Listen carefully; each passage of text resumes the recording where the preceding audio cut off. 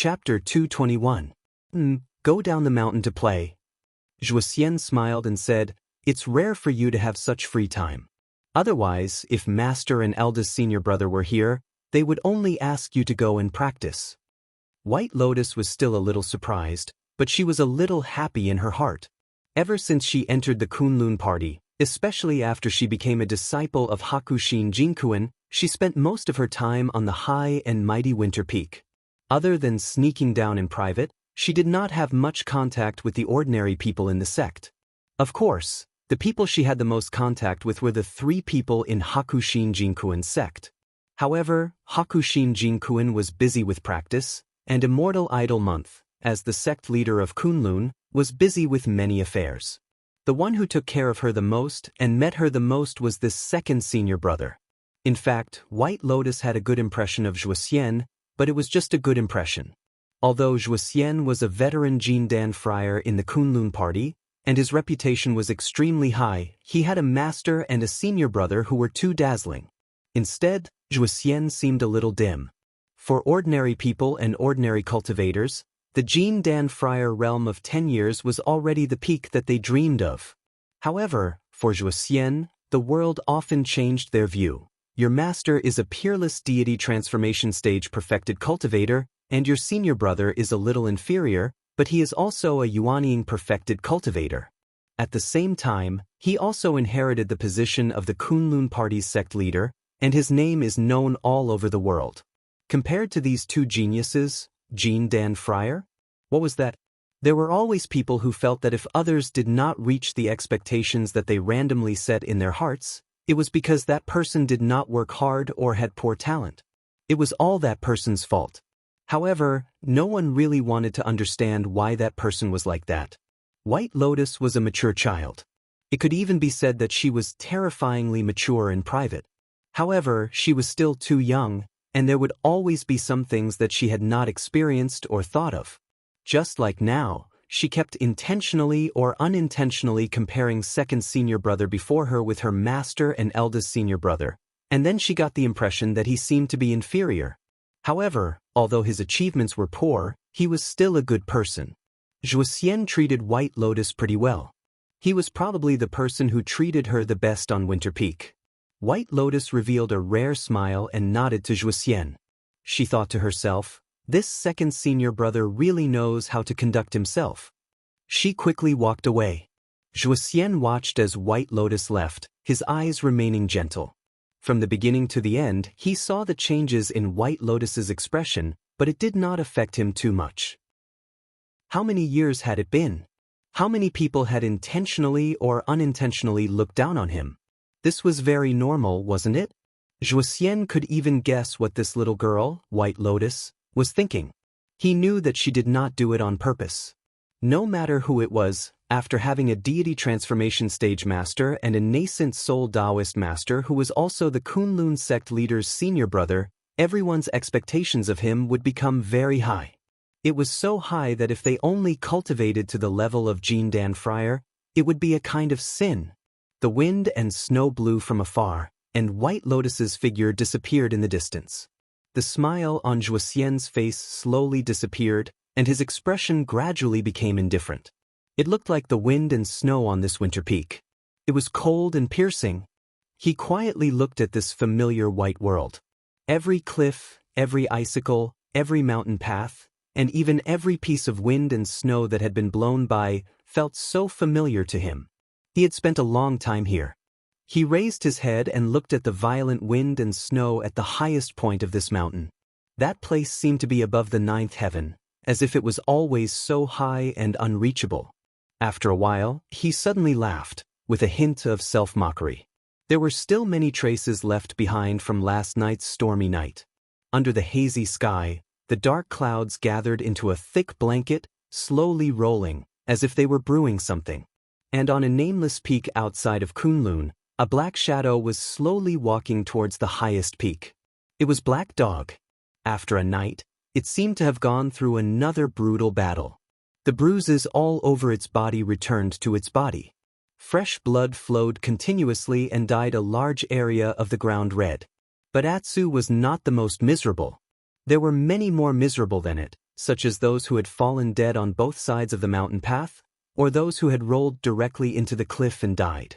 The air was filled with a murderous and bloody smell.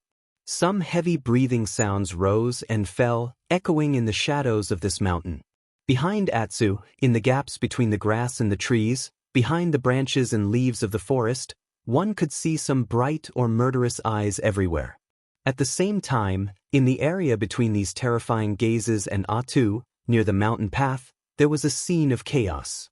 Blood flowed everywhere, flesh and bone fragments could be seen everywhere. It was like a feast of slaughter. Atsu's sharp teeth and the corners of its mouth were dripping with blood. The closer it was to the night of the full moon, the more power Atsu could feel in its body throbbing. It was like a wild volcano that was about to erupt and let out a terrible roar towards the world. It felt as if something was going to happen to it soon. However, the holy blood that flowed out of the tracking holy beast, as well as the numerous demonic beasts that were attracted by the strange blood fragrance, had already surrounded it excitedly. It was the most coveted delicacy in the world for holy beasts. It was a supreme treasure that could make holy beasts obtain great power and use it to advance. This was not a legend, but the instinct of all holy beasts. Therefore, when the terrifying and strange smell of blood spread out, all the demonic beasts within a radius of 100 miles went crazy. The boundary between life and death seemed to no longer be so important at this moment, and their instinctive desires seemed to have taken over. Do you want to stand out? Do you want to go to the top? These waves of hostility, like raging waves and raging tides, are desperately trying to pull you, drag you, hurt you, and murder you. Why can you do it and why can't I? Eat your flesh, drink your blood, maybe I can too? Therefore, the wind and clouds gathered, and the world was covered in haze. Every step seemed to be accompanied by blood. The black dog had never felt so lonely before. Even when it was young and had followed that man, it had thought that all of this would never happen again. However, at this moment, when it looked up at the hazy sky and breathed in the eerie and terrifying cold wind, it finally understood. It was the only one on this road, and it could only walk alone. The black dog looked back, and its single eye was filled with a cruel light. The auras hidden in the shadows suddenly flinched, as if they were shocked by the ferocity. However, that was all they could do. Before the bloody feast, before the king had reached the top, who would give up on this blood feast? The cold wind blew, and Atsu suddenly thought of Lu Chen. Was that person still on that mountain? After this night of the full moon, would they still be able to see each other? Atsu did not know the answer to this question, and perhaps that person did not know either. It gently shook the remaining half of its tail. This scene suddenly looked a little tragic and comical in the midst of its ferocious and bloody aura. Then, it turned around once again. Even though it was a dog, it seemed to be looking down on the world. It ignored all the greedy gazes, the covetous gazes, and the bloody wounds on its body. Step by step, it faced the wind and walked toward the highest peak of the mountain. It looked forward to the arrival of the night. It looked forward to the appearance of the full moon. Two people stood on the towering city wall of Kunwa City and looked at the majestic Kunlun mountain range in the distance. They were Fan Tue and Chin He. Dark clouds hung low in the hazy sky, stacking on top of each other. Along with the waves of cold wind blowing from the mountain, this caused the world to have a murderous aura. The mountain was so tall that it was like a god. It stood proudly as if it was too high to be reached. Fan Tue and Chin He did not look good. They were a little gloomy. However, in comparison, Fan Tue's eyes were more ferocious, while Chin He was more composed. Amidst the cold wind, Chen He was the first to speak. Is the annual faction meeting of the Kunlun party being held on the mountain? Fan Tue nodded and said, yes. This is the most important event of the year for the Kunlun party. All the important figures will participate. As he spoke, he suddenly grunted and said, if a meteorite suddenly fell from the sky today, it would be able to subdue this damned faction. Even though the atmosphere was originally serious, Chen He, who was usually composed, could not help but laugh when he heard Fan Tue's words. He then shook his head and muttered to himself for a moment. In other words, today on the mountain of Kunlun is the day when the Kunlun party is most concentrated? Fan Tue replied, almost. Chin-hee asked. Do you have any arrangements? Fan Tue was silent for a moment, then said, The enemy is strong and we are weak. There is nothing we can do. We can only get our spies to watch carefully and not act rashly. Chin-hee nodded and said, That is also a wise move. He paused for a moment and looked at Fan Tue. Speaking of which, I suddenly have an idea recently. I would like to discuss it with you. Fan Tue said, Please speak. Chin-hee said, The Western continent is very vast, and there are many cultivation families. Even though the Kunlun party is very powerful, it seems that we do not need to focus most of our efforts here. What do you think? Fan Tue frowned and did not speak.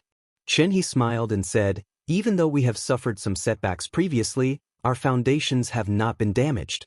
It is better for us to develop in secret and endure for now. In the future, when the Holy Church recovers and becomes strong again, we can naturally find trouble with these people again.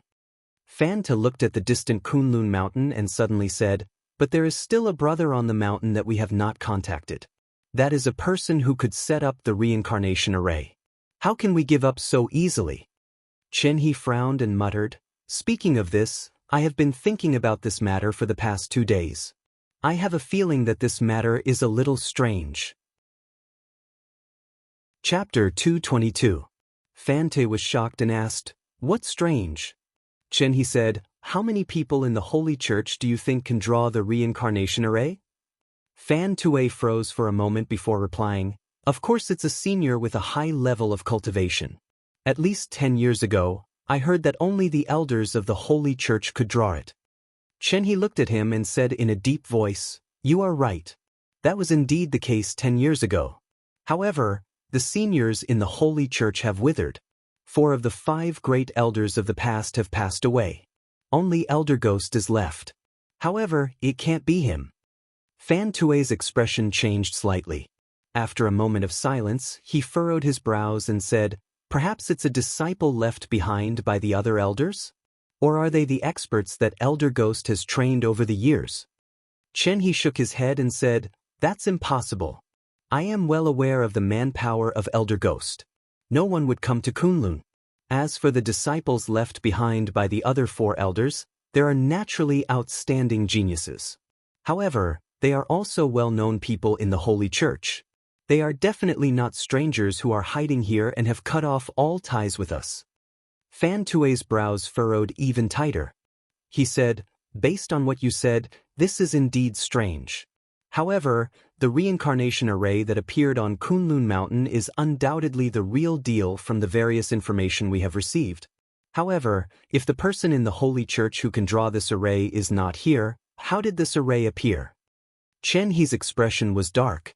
He raised his head and looked deeply at Kunlun Mountain, which was shrouded in dark clouds in the distance. Fan Tue continued to mumble beside him, Could it be that such a high-level array formation has been leaked? If the person in the Holy Church who can really draw this array is not here, then no one in the world can set it up. No! Suddenly, Chin-hee interrupted him. At that moment, his expression was suddenly filled with dark clouds. Even his eyes revealed a strong murderous intent. In this world, other than the few heroes in the Holy Church who can set up this array, there is another person with such ability outside of the Holy Church. Fan Tue was shocked and asked, Who is it? Chin-hee clenched his teeth tightly. A moment later, a cold gust of wind seemed to seep out from between his teeth. He said word by word, A traitor! Clang! The melodious sound of the bell reverberated on the majestic Tiankuan Peak. Everyone in the Xingyang Grand Hall turned around solemnly. The originally somewhat lively and noisy atmosphere quickly subsided, and the Grand Hall fell into silence. Suddenly he heard the sound of clothes fluttering. Someone was walking over. The bronze doors at the back of the main hall opened one by one, and a row of Taoist children came out in a single file, with a dragon embroidered on the left and a phoenix on the right. The iron cauldron was emitting green smoke, and the cloud board was emitting an auspicious sound. Cranes soared, beasts roared, and auspicious clouds appeared. There was a tall platform in the majestic main hall. Immortal energy floated about like floating clouds. A moment later, he sat on the main seat, nodded his head and smiled as he looked around. The cloud board rang out in succession. The sound was clear and melodious, each louder than the last, like the waves of a great river, each louder than the last. In a short moment, it actually had the momentum of a magnificent army surging forward. A gust of wind blew across the large hall, fluttering everyone's clothes. The hall was filled with heroes. It was as if the essence of 1,000 years of inheritance had been passed down here. It was the golden age of the human world. They couldn't help but feel a sense of heroism in their hearts. They felt that everything in the world was easy. There was nothing that they couldn't achieve. At the side, there were people singing and greeting, offering sacrifices to the ancestors, the sect, and thanking the heavens and the earth. The people in the seats looked up and saw that everyone was respectful. Looking further away, they also saw those extraordinary people sitting at a small table at the side of the hall. Reverend Idlemonth's gaze swept over. Those Yuanying Jinren who supported him also smiled and nodded. Everyone did not specially greet him. As long as he came, it had already explained everything. But the next moment, Reverend Idlemonth suddenly frowned. He realized that he actually did not see Dukan Jinren in the crowd. His face slightly darkened, but he quickly relaxed. Dukan Jinren and he were not ordinary friends. All these years, everyone had supported each other. Reverend Idlemonth completely did not think that Dukan Jinren would have any estrangement with him, let alone oppose him. Thinking about it, Dukan Jinren probably had some urgent matters to deal with at the Heavenly Soldier Hall. This was also okay. The big meeting during the day was originally glorious. The most important thing was the small meeting tonight. Presumably, at that time, junior brother Dukan would definitely not let him down. At least after so many years, he had never let him down. Reverend Idlemonth was relieved, and just as he was about to retract his gaze, his eyes suddenly paused again. He saw that at the back of the crowd, there was a face that was not too familiar to him previously. Dongfang Tao stood at the small table and nodded at Reverend Idlemonth from afar. His face was smiling, and his expression was natural. Reverend Idlemonth stared at him for a moment, and a trace of a smile slowly floated on his lips. Then he also smiled and nodded at Dongfang Tao, his eyes filled with gratification. Dukan Jinren and he walked into the depths of the forest. The forest was deep, and the light was somewhat dim. Because of the rain 2 days ago, the ground in the forest had also become wet and soft, and some places were even covered in mud, looking very dirty. However, of course, these things would not be a problem for 2 cultivators with cultivation, especially since their cultivation was extremely high. One was the newly advanced Jindan friar, and the other was Reverend Yuanying, who had been famous for many years. Drops of water dripped from the edges of the branches and leaves, and the soft sound seemed to make the forest seem even more quiet. Perhaps it was because the rain was too heavy. There were no traces of wild beasts in the vicinity, and even the occasional chirping of birds was rarely heard today. Light and shadow intertwined and changed on their faces, reflecting different expressions. It was as if black and white were constantly intertwining, walking in the light and darkness. The sound of footsteps could be heard as they stepped on the ground. Under the big tree, beside the big rock, in the rotten leaves and black mud, a small and inconspicuous branch trembled slightly. After a moment, the 2 figures appeared in this place. Dukan Jinren looked around, his eyes sharp, and asked he, "Is this the place?" He took a step forward and said, "Yes." Dukan Jinren nodded, took 2 steps forward and said, "Right now no one is here yet. Where is the place where you first discovered the evil sect talisman? Let me see." He nodded and said, Teacher, please wait for a moment. I remember it is behind that big rock." After speaking, he strode towards that big rock. Dukan Jinren stood where he was, turned and looked around. The surrounding forest was densely forested, far more than the outskirts of the forest. In the dim corners, shadows could be seen, as if there were always some strange gazes looking at this place in the darkness. Dukan Jinren frowned, feeling somewhat unhappy. He thought, as expected, the evil sect's evil people were all cowardly and weak, even arranging to meet at these ghostly and shady places. It was really pitiful and laughable. And at this moment, not more than 3 chi away from his feet, under a few withered and rotten leaves, that tree branch stopped there, not moving at all. At this moment, he had already walked behind that big rock. Dukan Jinren stood still and waited. That tree branch was like a dead object. Everything seemed to have frozen in that instant, as if time had stopped. Suddenly a breeze blew past, bringing with it a slight chill. Ah! Suddenly, a loud cry was heard from behind the big rock. It was Heyi's voice, unusually tragic, with some traces of surprise. Dukan Jinren's body shook, suddenly turned around and saw his most beloved disciple Heyi, staggering and retreating from behind the big rock, spitting out fresh blood, hoarsely shouted, "Mingzhu Shu, why is this?" Dukan Jinren's body shook again, while he was still in shock. Indeed, in front of Heyi, a figure turned out from behind the big rock. It was a face that could not be more familiar. It was Mingzhu Jinren. At that moment, huge waves surged in Dukan Jinren's heart. No matter what, he would never have thought the one he waited for was an illustrious and famous person who was not any weaker than himself, Yuanying Jinren from the Kunlun party. Could it be that he was the evil sect spy? And without waiting for Dukan Jinren to react, that Mingzhu Jinren's cold eyes swept over, also saw him. At that moment, Dukan Jinren saw that Mingzhu Jinren's face suddenly revealed a shocked expression, followed by a trace of anger, shouted towards this side, "Dukong! It's actually you. So you are the evil sect spy." Hearing that, Dukan Jinren was shocked. Just as he was about to open his mouth to explain, suddenly he heard the sound of the wind behind him. In an instant, as if the mountains were collapsing, the earth was cracking, the deep sea was raging. A few incomparably violent auras simultaneously rose from the depths of the forest, pressing towards him with a loud bang. Dukan Jinren shouted, but did not turn around. Instead, he directly rushed forward. In front of him, Mingzhu Jinren's face was as calm as water. With a kick, he sent Heyi flying, his sleeves fluttered, his whole body flew into the air. The surrounding spiritual light instantly condensed into a 10-feet light sword, directly chopping down. Wherever it passed, dust flew, trees fell, rocks cracked. Dukan Jinren's eyes widened, his hands suddenly made a circle, a part of the cloud condensed into a shield, blocking in front of his body, only to hear a loud bang. That unstoppable light sword collided with the cloud shield. An ear-piercing sound was heard. Immediately after, both turned into nothingness. At the same time, the raging aura behind him had already reached him. At this critical moment, Dukan Jinren fully displayed the foundation of his many years of fame as a Yuanying enlightened master.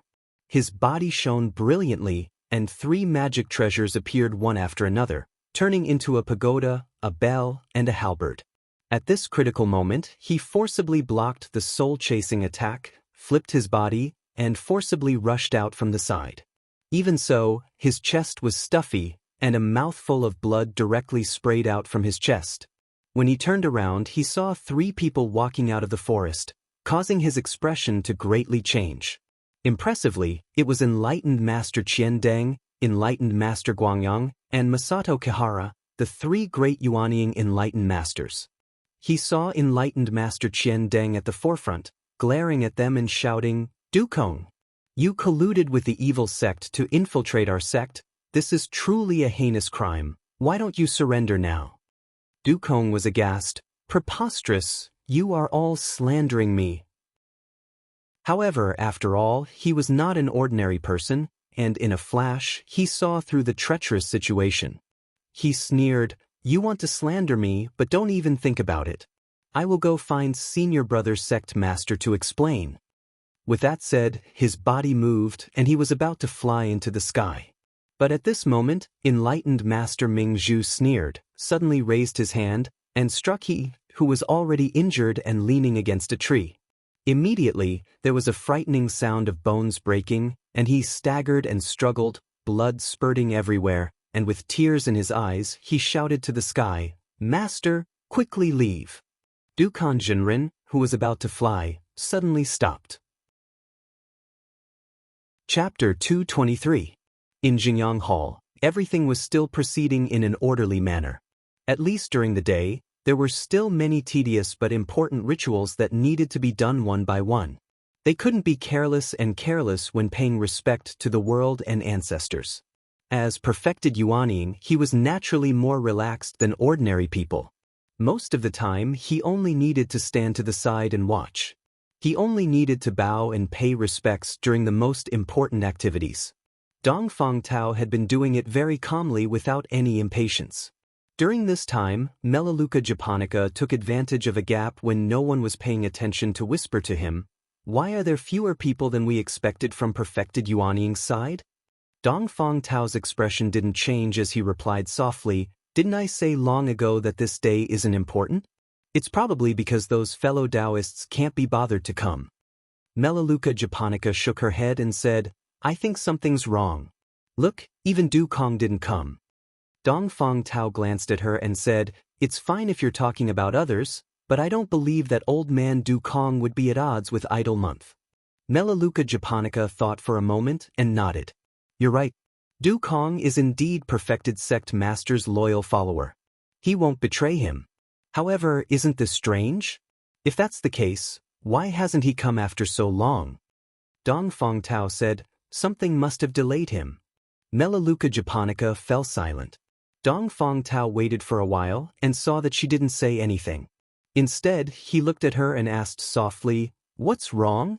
In the past, you've always been able to see through everything in the sect. Your senses are far sharper than mine. Otherwise, I wouldn't have always listened to you. Do you feel that something's wrong today?" Melaleuca japonica wanted to say something but hesitated. After hesitating for a moment, she whispered, "Actually, it's nothing. It looks good, but Hakushin Jinkuin released the news 2 days ago that he's coming today." Dongfang Tao was taken aback for a moment before he said, "That's right. Uncle Master Bai Chun wants to come and support his disciple, but he will definitely come at night." Melaleuca japonica glanced at him and asked, "Then why did you come here during the day?" Dongfang Tao smiled and said, "I'm doing this to show my sincerity to the sect leader, to show my sincerity." Before he finished speaking, his expression suddenly changed, as if he had thought of something. In order to show Jinren Idle Month and Hakushin Jinkuin, who was even more powerful, he came to support the Jinren during the day. This was a kind of attitude, a very clear and unambiguous attitude. But why didn't the others think of it?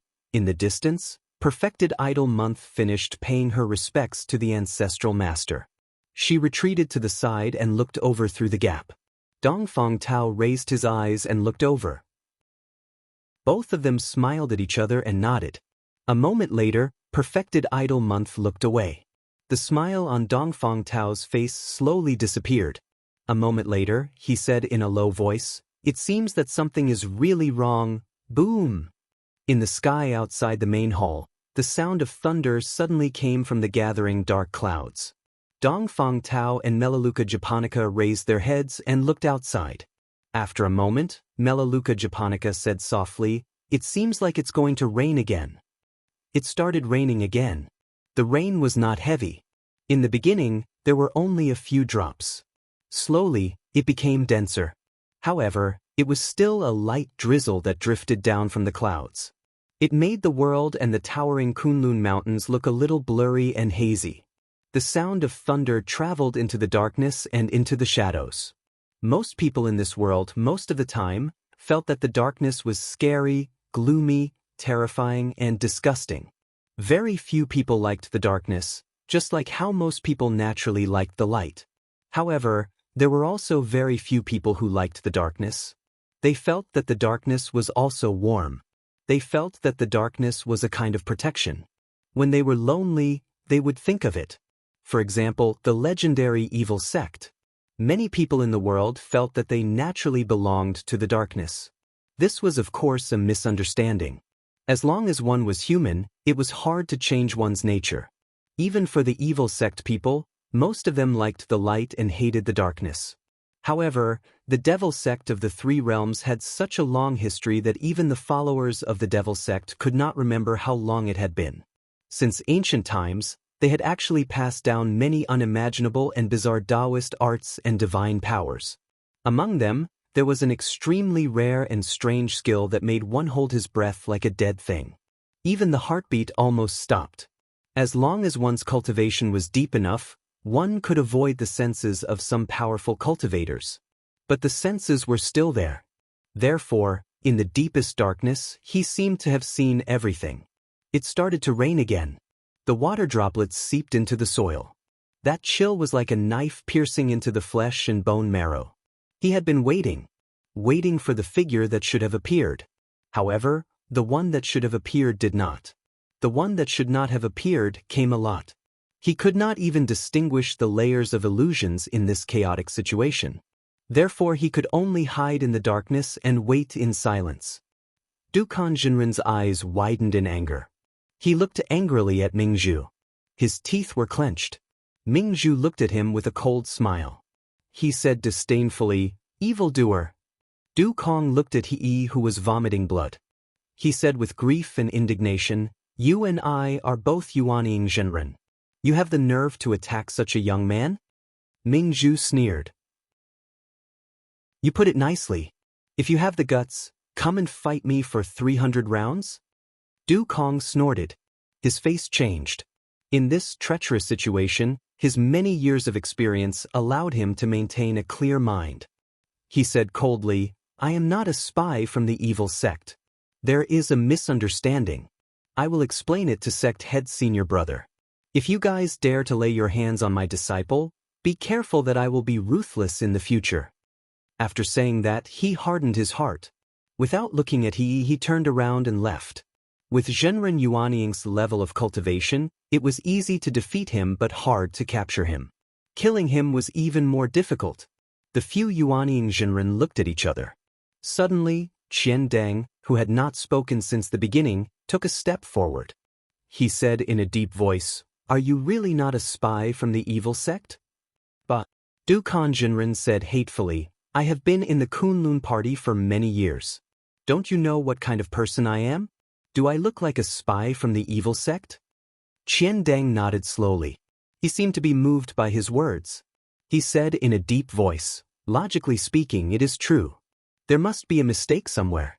We also received a secret report from a spy who said that the spy from the evil sect would meet here." Dukhan Jinren was shocked. He quickly said, "Me too." Qian Deng frowned. "So it is. It seems that there is a mistake. Shitty, return He to Dukong Shixiang." On the other side, Mingzhu shrugged. He picked up He and threw him toward Dukhan Jinren like a stone. Dukhan Jinren cried out in alarm. He subconsciously reached out to catch him. At the same time, he saw He's bleeding face. His heart ached. Very quickly, the sound of the wind swept past. He reached out to hold his most beloved disciple in his arms. In that split second, his body suddenly shook. His mind was suddenly in turmoil. He thought of something he had overlooked before. He learned about the evil sect spy's secret pattern from He. But where did He come from? Right, he said that he found it here. Why did Qian Deng, Mingzhu, and the others say that they discovered the evil sect spy's secret after learning about the secret pattern? How did they find the secret pattern? At this time, he should be in the Tian Kuan Peak's Xiang Hall. Why did he come to this secluded and uninhabited mountain forest? And Qian Deng, Mingzhu, Guangyang, and Muyuan, these 4 Yuanying Jinren, also came here? Everything seemed to be a little off. His heart suddenly stopped beating, and he suddenly held his breath. A deep and frightening panic quietly attacked him, wrapping around his body. Dukhan Jinren didn't want to believe this cold premonition, but his reason coldly reminded him. He subconsciously loosened his grip on He. He wanted to step back, but at the same time, he saw his disciple's eyes. He's eyes were brimming with tears. He's face was filled with grief. Tears quickly flowed down. He's face was covered with tears. He's voice was hoarse. He softly called out, "Master?" Dukhan Jinren halted his steps. He suddenly felt a chill on his lower abdomen. Boom! At that moment, in the vault of heaven, a sudden clap of thunder resounded from the dark clouds. The sound shook the surroundings as if to tear apart the vault of heaven and earth. Accompanied by the rumbling thunder, lightning like silver snakes swam in the dark clouds. The rain suddenly became heavier and began to rush into this gray and gloomy world. The heavy rain fell on Taoist Master Dukong's face, which seemed to have suddenly aged 10 years. As a result, many deep wrinkles that no one had noticed before appeared on his face. It was only now that people realized that this person was already an old man. An old man who had reached the end of his life and was about to die. 4 huge and dark figures slowly approached. They were the auras of 4 extremely powerful Yuanying enlightened masters.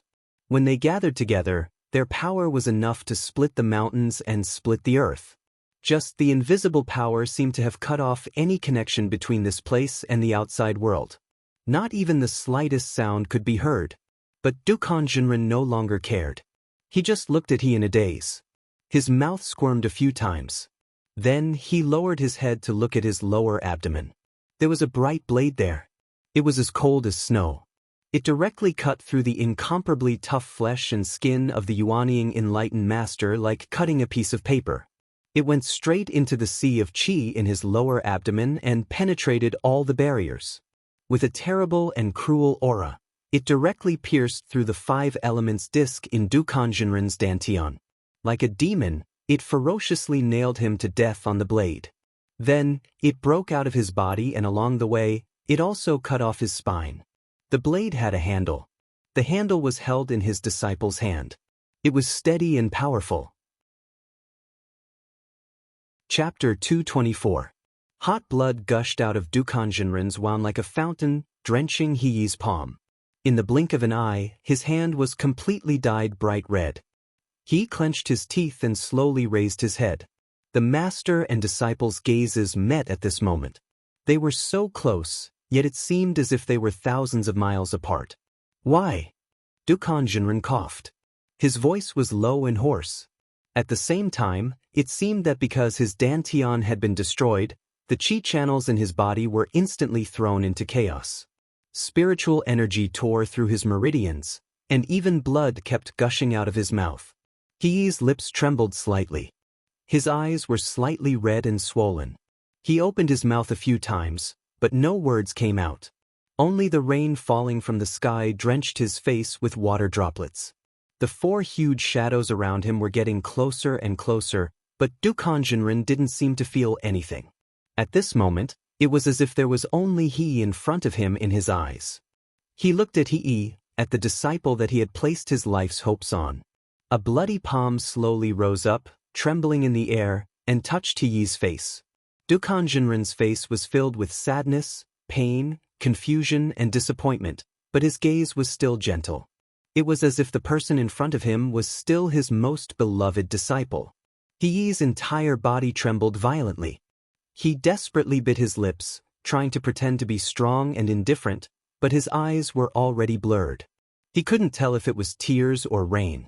A hoarse voice came from his throat. He took a step forward, wanting to get close to that palm. But at this moment, a hand suddenly stretched out from behind Dukhan Jinren and grabbed Dukhan Jinren's bloody palm. The 1,000 Lantern Spiritual Master's cold face appeared beside the 2 of them. In that split second, Heyi's eyes suddenly widened as he saw the 1,000 Lantern Spiritual Master's arms suddenly bend downwards. Kacha! In the heavy rain, a chill hit his face. He felt as if he had fallen into an ice cellar. He blankly watched as the 1,000 Lantern Spiritual Master directly broke Dukhan Jinren's wrist. Dukhan Jinren let out a miserable howl. His entire body trembled and fell backwards. He abruptly raised his head and glared at Taoist Qian Deng. Just as he was about to roar in anger, he saw Taoist Qian Deng coldly flip over Taoist Dukong's hand that was still in his grasp.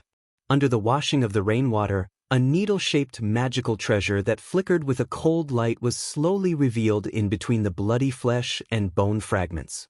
The needle was not large, but it was sharp enough to kill a rebellious disciple. 1,000 lanterns of the spiritual master, and Iyu's hand. Heyi's face instantly turned deathly pale. He staggered a few steps back, looking as if it was very difficult for him to even stand. After saying those words, the 1,000 Lantern Spiritual Master suddenly let out a light shout. His eyes shone brightly and an unstoppable aura suddenly emanated from him. As if sensing something, he raised his head. The other 3 Yuanying Spiritual Masters all had different expressions on their faces. Spiritual Master Mingzhu's face was indifferent as if he already knew the outcome. Spiritual Master Guangyang let out a long sigh and shook his head in silence. Only Misato Kihara was startled by Thousand Lantern Spiritual Master's sudden action. She wanted to say something but hesitated, but a trace of unwillingness flitted across her face. A moment later, Taoist Qian Deng abruptly struck out with his palm. At that moment, the countless raindrops in the forest were suddenly swept up by an unparalleled power, whistling in the air and forming a huge vortex. The wind and rain howled, as if the power of the heavens and earth had been injected into that palm, and it slammed down toward Taoist Qian Deng. At that moment, the palm struck Dukan Jinren's chest. There was no sound of bones breaking or flesh tearing. Under everyone's gazes, Dukan Jinren's chest instantly caved in. Having lost most of his vitality, Dukan Jinren was completely defenseless against such a powerful Yuanying spiritual master's attack. At that moment, his 5 viscera and 6 bowels were almost instantly crushed. Thousand Lantern spiritual master slowly took a step back. The whistling gradually subsided. The wind and rain seemed to have escaped from that terrifying prison with great difficulty and continued to fall aimlessly. Thousand Lantern spiritual master took out a handkerchief and began to slowly wipe his blood-stained palm. At the same time, he glanced at He and indifferently said, "Did you see it clearly? If you want to kill Yuanying's spiritual master again in the future, you must do this." He's face was as pale as paper. He hung his head and bitterly said, "This disciple doesn't dare." Thousand Lantern spiritual master coldly snorted and looked at He with a trace of disdain in his eyes. He then turned around and walked to the side. Boom! Another clap of thunder sounded in the sky. Although it was not yet dark, Kunlun Mountain was as gloomy as dusk under the thick dark clouds. The rain was getting heavier and heavier. The cold raindrops fell from the sky and hit Dukan Jinren's old and bloodless face. Everything around him seemed to suddenly be very far away. At that moment, he seemed to suddenly think of many things. From childhood to adulthood, from birth to death, how had he lived his life?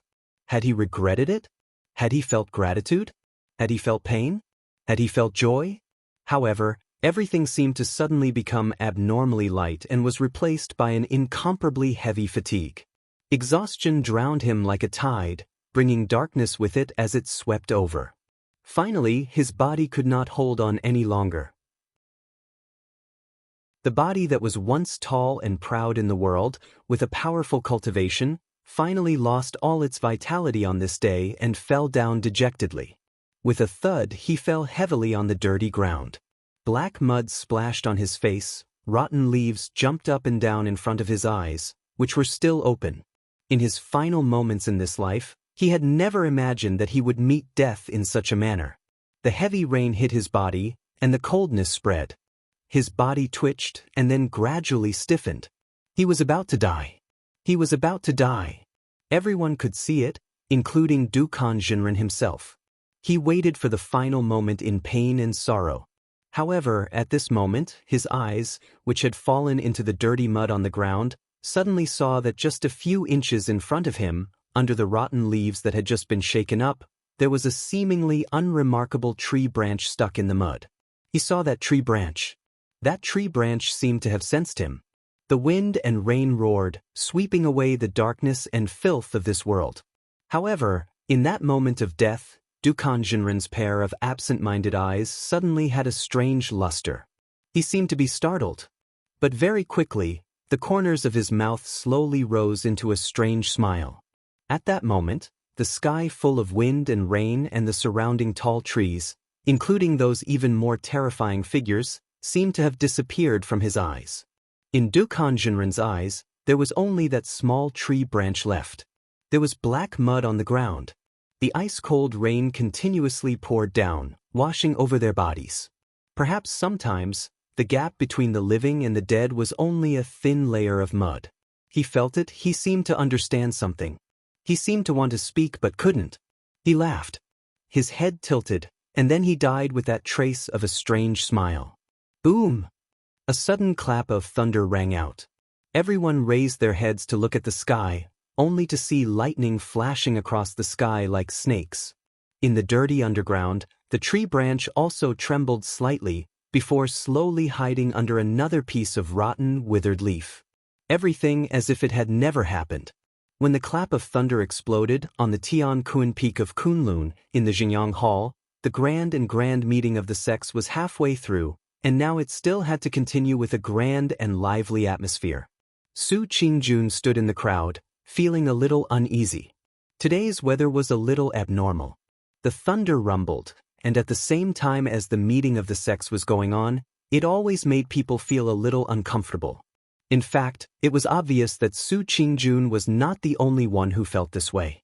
Among the many Kunlun disciples standing in the Xingyang Hall, many of them would steal a few glances at the sky outside the hall. Of course, no one had ever said that the heavens did not allow thunder and rain during the meeting of the sections. In order to understand the power of creation and stealing from the heavens, most of the time it was still important to take advantage of the situation. The saying that man can conquer nature, in the many years of history of cultivation, had long been proven to be meaningless.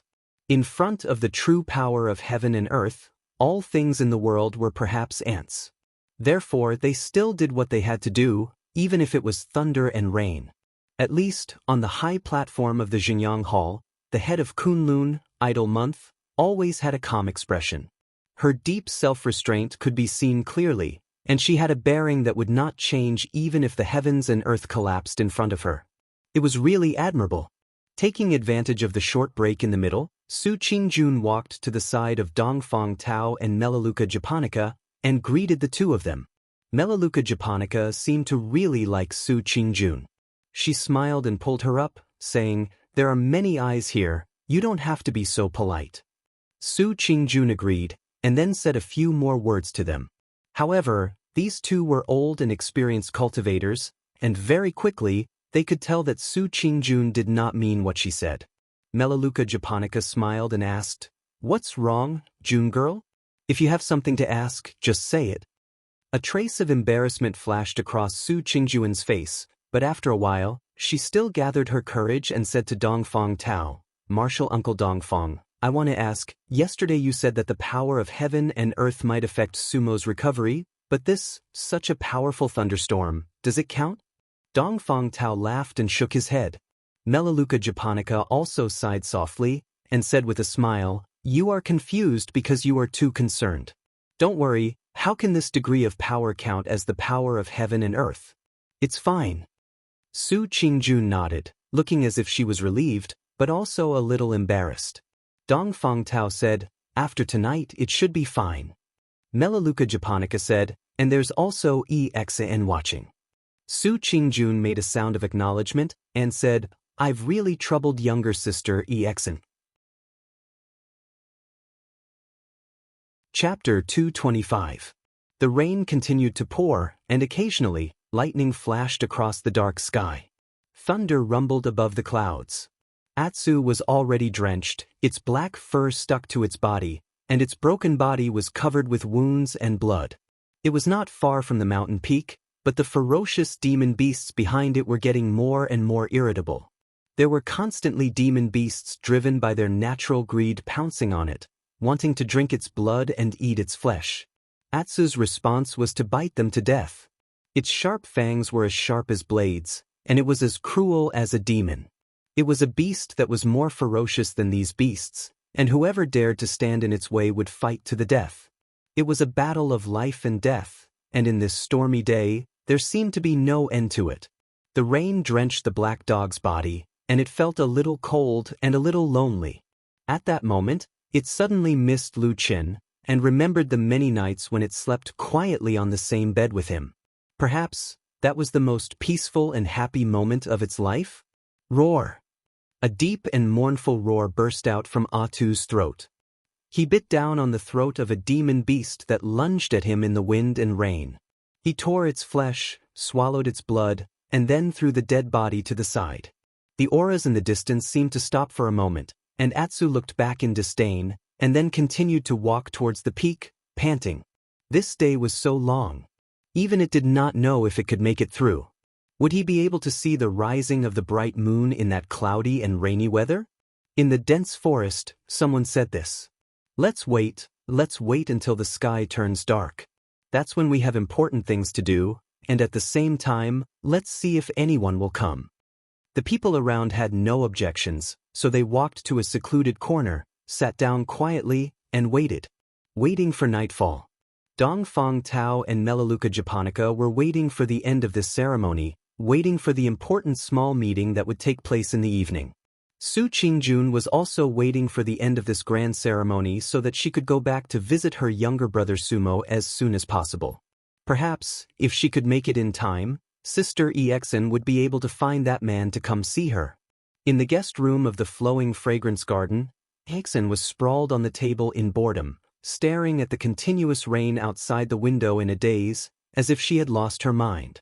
At the same time, White Lotus had already descended from the winter peak amidst the clouds in the sky. She walked towards the front of Kunlun Mountain with a relaxed expression. Behind her, the strange mountain that was floating in midair was also covered with a layer of gray. The sky had unknowingly darkened. Rain poured down from the sky, enveloping the entire vast Kunlun mountain range, as if the entire world had become hazy. However, on the winter peak, there was not even a drop of rain. It was unknown whether it was because there was a powerful prohibition that isolated the rain outside, or because the rain fell in, but the overly cold wind and snow on the winter peak had condensed the rain into ice and snow. On the lonely and quiet winter peak, other than the violent wind and snow on the highest peak, Zhuoxian seemed to be the only person left on the entire mountain. He stood at the edge of a cliff, gazing down. For many years, he had stood at this place, gazing at the majestic Kunlun mountain, and was especially familiar with the undulating mountains of Kunlun. He could even tell where the majestic Tiankuan Peak was at a glance, and he could also imagine how lively and bustling it was at this moment. For many years at this time, he would be in the Xinyang Hall on Tiankuan Peak, rejoicing for the sect, cheering for his senior brother, and being proud of his sect. However, he had never thought about himself in the slightest. Zhuoxian lowered his eyes slightly, and after a moment, he turned around and walked towards his cave abode. The wind and snow outside were isolated, and he took out the wind speech plate, placed it on the table, and opened it. The sound of wind and snow was immediately heard, and after a moment, Hakushin Jinkuan's voice came from the strange magic treasure. "What's the matter?" Zhuoxian showed a respectful expression, bowed, and said, "Master, you're going to watch over eldest senior brother's place tonight. May I know when you're going to leave?" Hakushin Jinkuan's voice said, "What time is it now?" "It's already afternoon, and it'll be dusk in 2 hours, so I wanted to come and ask if you have any arrangements." Hakushin Jinkuan paused for a moment, and then said, "There's no other arrangements, just do as we originally agreed. I'll come down in 2 hours." Zhuoxian cupped his fists and bowed, and said respectfully, "Yes, I'll wait here for Master." On the wind speech plate, the wind and snow disappeared, and gradually, it returned to its original unremarkable appearance. Zhuoxian straightened his body, and his face was slightly pale, as if he was in a daze, thinking about something. A gust of cold wind suddenly blew from behind, and there was a slight chill on the back of his neck. Zhuoxian's body tensed up, and he suddenly turned around and shouted, "Who's there?" At the entrance of his cave abode, the stone door had silently opened, and after a moment, an unusually tall and burly figure appeared at the entrance of his cave abode. The dark shadow then surged into his cave abode and completely covered him. Zhuoxian took a step back, and his expression suddenly showed some nervousness, but then he took a deep breath, and his body slowly relaxed. "You've come?" he asked in a low voice, and for some reason, there seemed to be a little bitterness in his tone. The huge figure responded, and after a while, the person suddenly asked again, "Do you regret it?" The expression on Zhuoxian's face changed, and he did not answer immediately. The huge figure also seemed to be unusually patient, and did not impatiently interrogate him, but quietly waited outside the cave abode. After a while, Zhuoxian said, "There's nothing to regret." The tall figure outside the cave abode responded, and then, suddenly, a white light flashed, and something was thrown in from outside the cave. Zhuoxian stretched out his hand to grab it, and when he looked at it, he found that it was a jade bottle in his hand. He hesitated for a moment, and still opened the bottle cap to take a look. He saw that there were no pills in the jade bottle, and it was filled with black water. But for some reason, The black water did not have a fishy smell, but faintly carried a strange fragrance. Like the fragrance of ambergris. Joicien's hands suddenly trembled, and his pair of eyes stared fixedly at the jade bottle. Both of his hands clenched tightly, as if he was 1,000, 10,000 times afraid that he would accidentally drop the jade bottle. "I think you know what to do, right?" Joicien slightly lowered his head, and after a while he softly said, "Yes, I know." In the depths of the damp mountain forest, the 4 Yuanying spiritual masters and the only one, Jean Dan Friar, Hei, had been waiting. However, the so-called traitor did not appear, and there was no trace of anyone approaching in the surroundings. No one spoke, and in the heavy rain, everyone waited until the sky was about to turn dark. Somewhere in the distance, there seemed to be a lively scene of gongs and drums, and celestial music floating in the air. It was not too clear, but on this day the Yuanying spiritual masters had seen the liveliness of Tianquan Peak.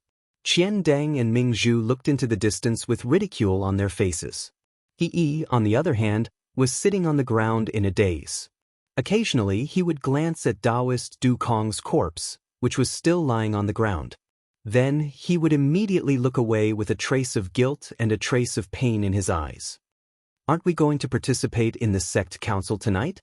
At this time, the one who suddenly spoke was Masato Kihara, his brows slightly wrinkled. "Waiting here for half a day without anyone coming, there's no need to continue waiting."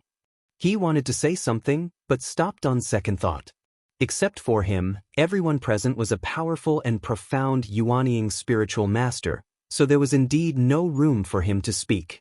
Qian Deng next to him looked over, saying, "In any case, there is indeed a devil sect's secret pattern that was first engraved here.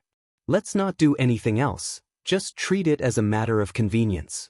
Let's wait for the sky to turn dark. If there really is a devil sect traitor coming, we will capture him.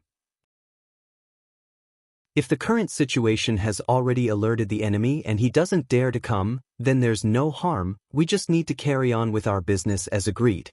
Masato Kihara nodded slowly, saying, "Okay, I understand." The cloud board clattered, the bell and drum sounded in unison. In Tianquan Peak's Xingyang Hall, the tedious but solemn and lively ceremony was finally nearing completion. Many people had a trace of exhaustion on their faces, but Perfected Idol Month, who was standing on the high platform, was calm and did not seem to be tired at all. When the people at the side saw this, they naturally felt that Perfected Idol Month was indeed an amazing Yuanying spiritual master. He actually did not look tired at all after hosting the meeting for such a long time. But what should come will come. These ceremonies were completed one by one, and at the last moment, Perfected Idol Month took a break from the busy work and took a look outside of Xingyang Hall. The sky outside was still drizzling, the lightning in the sky continued to pass through the clouds, and the thunder was like the roar of the heavens, causing large amounts of rain to pour down. The sky seemed to be darkening bit by bit. This day seemed to be over, but it also seemed like it was about to start. In the depths of the dense forest, the few Yuanying spiritual masters who had been resting with their eyes closed were abnormally calm and serene, giving people the impression that something earth-shattering was about to happen. Only when the sky slowly darkened and the night was about to envelop, Perfected Thousand Lanterns suddenly opened his eyes, looked up, and slowly stood up, saying, "It's about time, let's go." "Where to?" someone asked. "Tianquan Peak, Xingyang Hall." Perfected Thousand Lantern faintly said, his eyes staring into the distance, his face expressionless as he walked away. The other 3 perfected Yuanying spiritual masters and he also followed behind him. Following their departure, the forest quickly quieted down. On that dark land, next to Dukan Jinren's corpse, a hollow branch slowly moved, as if it wanted to rise, but after a moment, it suddenly sank back down and stayed in the same place, motionless. The sky darkened, and darkness descended on Kunlun Mountain. Lightning flashed and thunder rumbled in the sky, like a noisy banquet was slowly opening its curtains at this time. Chapter 226. At dusk, the grand and lively meeting finally ended. Everyone worshipped their ancestors and prayed that everything would go smoothly in the coming year. They thanked the ancestors of the Kunlun party for their blessings, allowing the Kunlun lineage to survive for thousands of years without being cut off. It was still thriving today. However, the weather that day seemed to be particularly bad. The rain outside was getting heavier, and the rumbling of thunder was incessant. Although it was only dusk, the sky was already as dark as night. Countless candles had already been lit in the huge Xingyang Hall. Otherwise, there would only be darkness left. Fortunately, the people gathered here today were all accomplished cultivators. One after another, they began to leave in an orderly manner. Only now did Immortal Idol Month let out a sigh of relief.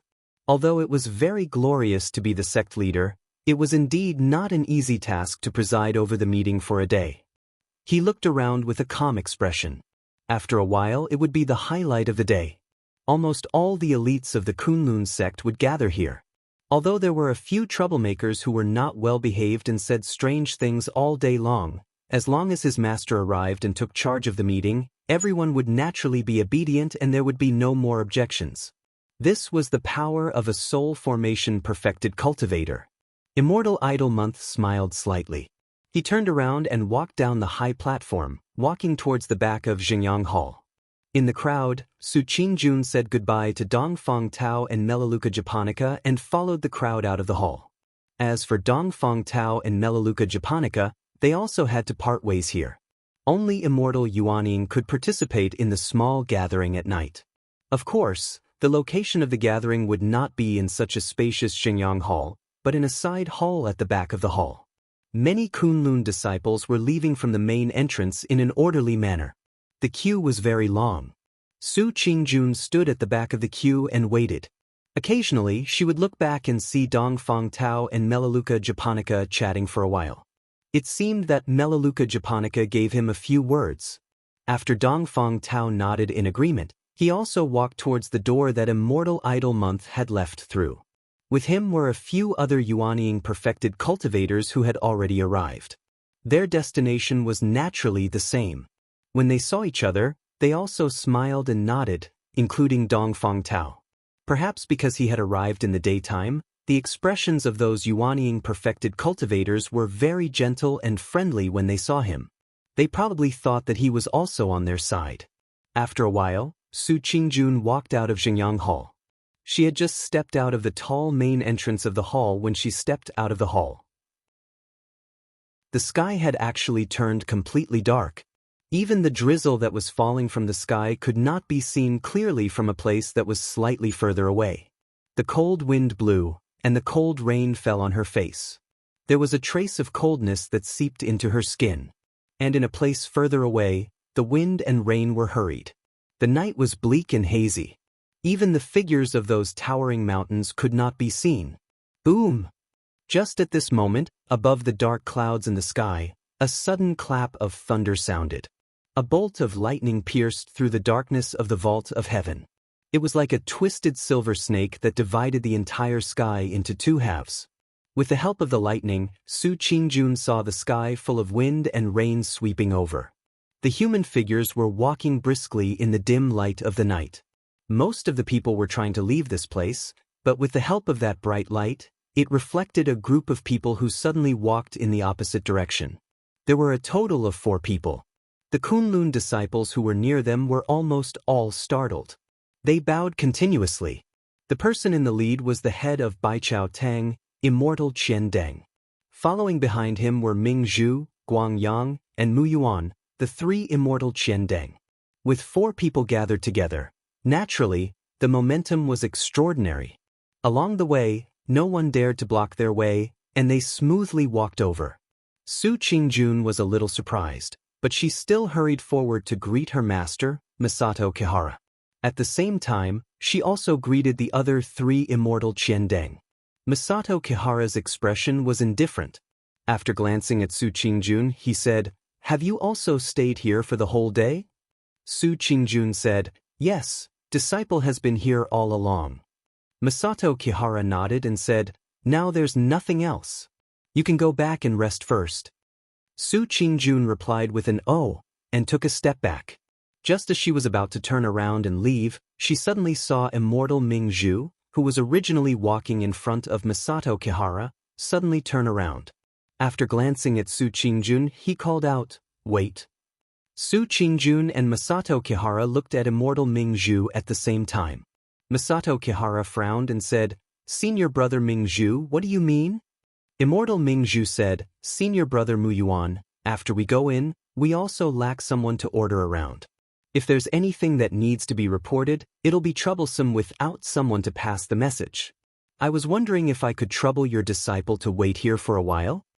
As he spoke, there was a smile on his face. He looked amiable, but Masato Kihara's pupils shrank slightly. After a moment, he said in a deep voice, "It's enough for me to be here. There's no need for Qingjun to come here. There's no need." Immortal Mingzhu smiled and said, "Just in case."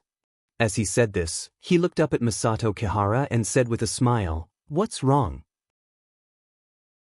"Senior brother Muyuan doesn't seem to be willing?" Masato Kihara gritted his teeth. When he was about to say something, he suddenly saw Immortal Mingzhu, who was originally walking in front, suddenly look back with a cold expression. Masato Kihara was shocked and swallowed the words that were about to come out of his mouth. The atmosphere outside the hall suddenly became a little stiff. Su Qingjun was a little puzzled, but she could still feel the subtle atmosphere. She hurriedly said to Masato Kihara, "Master, it doesn't matter if I stay here a little longer." Masato Kihara's eyes turned cold, while Immortal Mingzhu laughed and said, "You're really a good disciple who respects her master. Not bad indeed." Immortal Mingzhu's expression also eased a little. Then he walked forward in silence and went directly into the Xingyang Hall. The others also followed him in. Masato Kihara's expression changed. He slowly walked to Su Qingjun's side.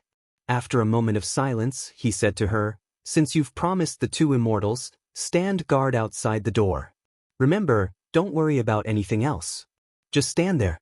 Su Qingjun was a little surprised and said, "I know. But master, what happened? Why do I feel that you look a little strange?"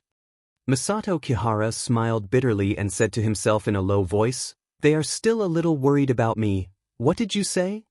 Su Qingjun didn't hear clearly and asked. Masato Kihara shook her head and said, "Nothing. But since you've promised Master Mingzhu, then stand here for a while. But remember two things. First, no matter what happens, don't enter the hall, especially the rear hall. That's where the Yuanying immortals gather. Do you understand?" Su Qingjun nodded and said, "Of course, we're not allowed to go to that important place." Spiritual Master Moon smiled, then lowered his voice and said, "Also, you should wait here for an hour at most. After an hour, when it's almost dark, you can leave by yourself. You don't have to stay too long." Su Qingjun was a little surprised. She looked up at Masato Kihara and saw Masato Kihara smiling and saying, "Don't worry, I'll tell them later. It's not a big deal." Su Qingjun was actually still worried about her brother Sumo, who was still in the guest room of Liuxiang Garden. She didn't insist and said, "All right, disciple will obey." At this time, a call came from the front.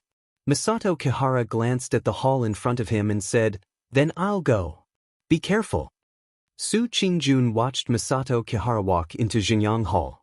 He walked further and further away until he walked into the darkness behind the candlelight, until his figure could no longer be seen. At this moment, the dense forest was already pitch black. Other than the torrential downpour, it was like a cold and deathly silent world. The body of Dukan Jinren, who had died not long ago, had been taken away by Qian Deng and the others. So at this moment, the open space in the forest was empty. There was only dirty water, dirty black mud, and soil mixed with mud and rotten leaves. This forest was unusually quiet and dark. Only the occasional flash of light from the lightning and thunder in the sky could illuminate the scene under the trees for a moment. The cold rain seeped through the soil, making the dark soil feel like an ice cave. The branch hidden under the withered leaves shook a few times in the rain, like a dormant worm about to wake up. Lu Chen, of course, hadn't lost his sober mind.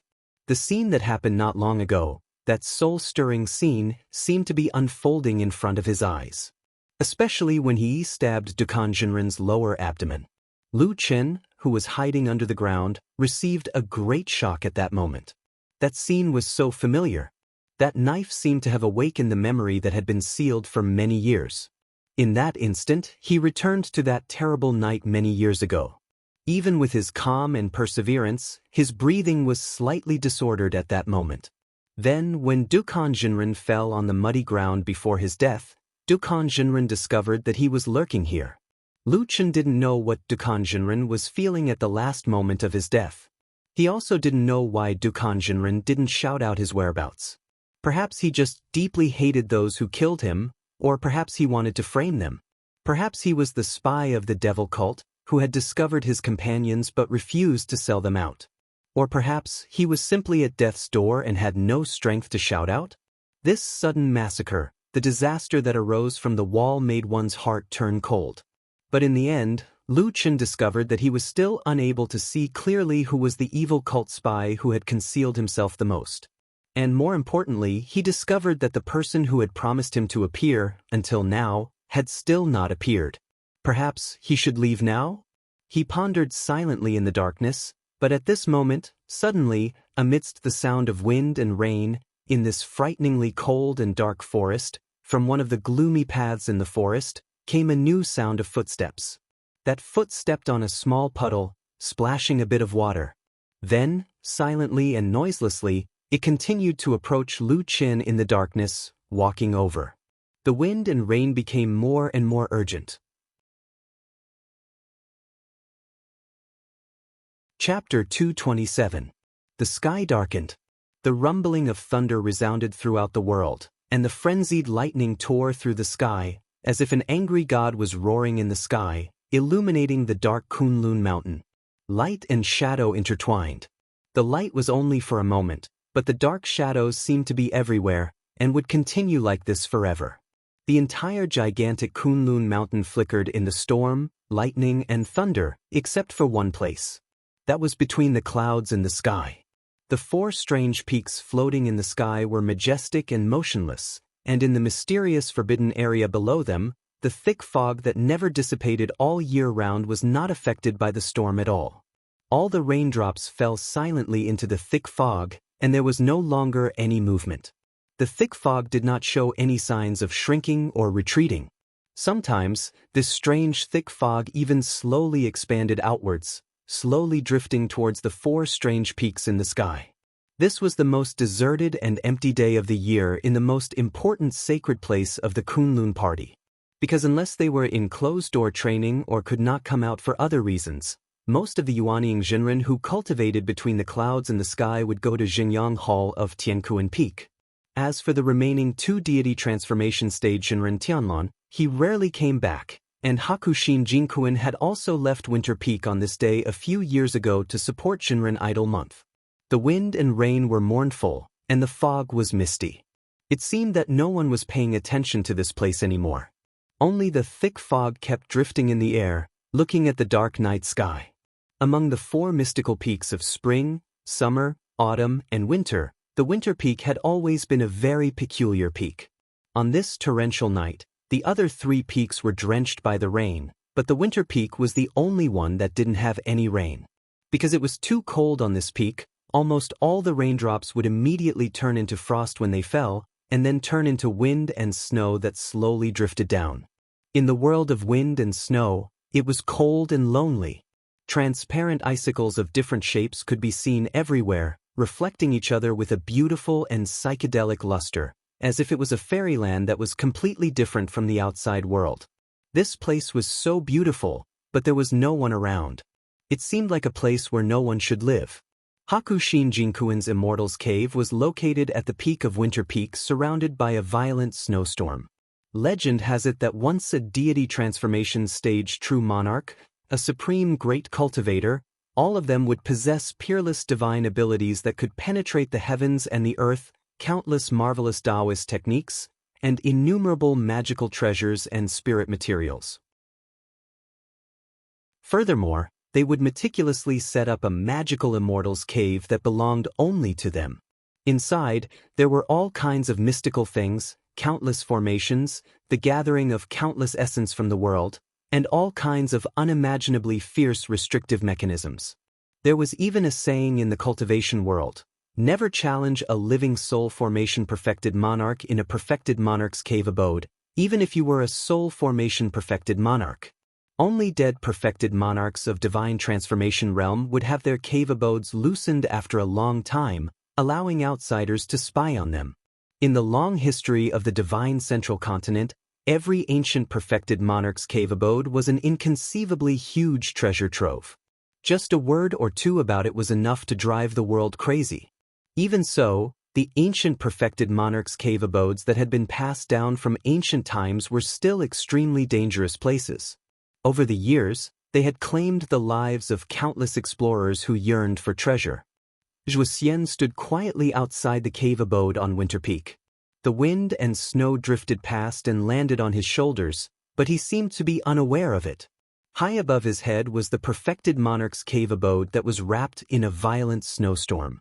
Occasionally, he would raise his head in the cold wind and glance at the mysterious abode high above. But even with his current Jin Dan realm eyesight, he was unable to see through the snowstorm, so he couldn't see the appearance of the abode clearly. He had never been to the top of the Winter Peak, and he had never seen the cave mansion before. He had always had a wish in his heart. He wanted to take a look at his master's cave abode, to see for himself whether the cave abode of the most powerful cultivator in the world was really as magical and powerful as the legend said. But, after so many years, he still didn't have this opportunity. But it didn't matter. Zhuoxian had always been a very patient person. He could wait, and he was willing to wait. Just like now, he was waiting for his master Hakushin Jinkuin to come down from the abode high above. Even if the cold wind hit his face and the ice and snow froze him, he didn't care in the slightest. On the snowy ground beside him, there was a large wooden chest. Sometimes he would glance at it, and then he would look away. The night was deep, and the wind and snow drifted. Suddenly, a whistling sound came from the vault of heaven. In an instant, the sky was filled with wind and snow, swirling up into the air.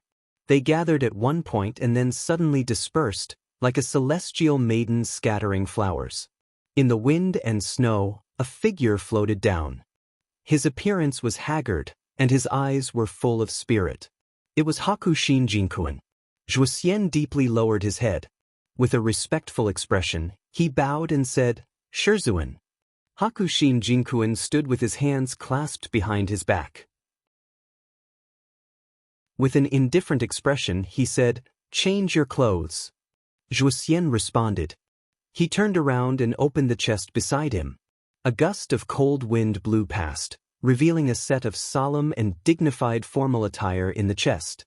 For many years, wearing formal attire had always been the privilege of the sect leader during the sect council.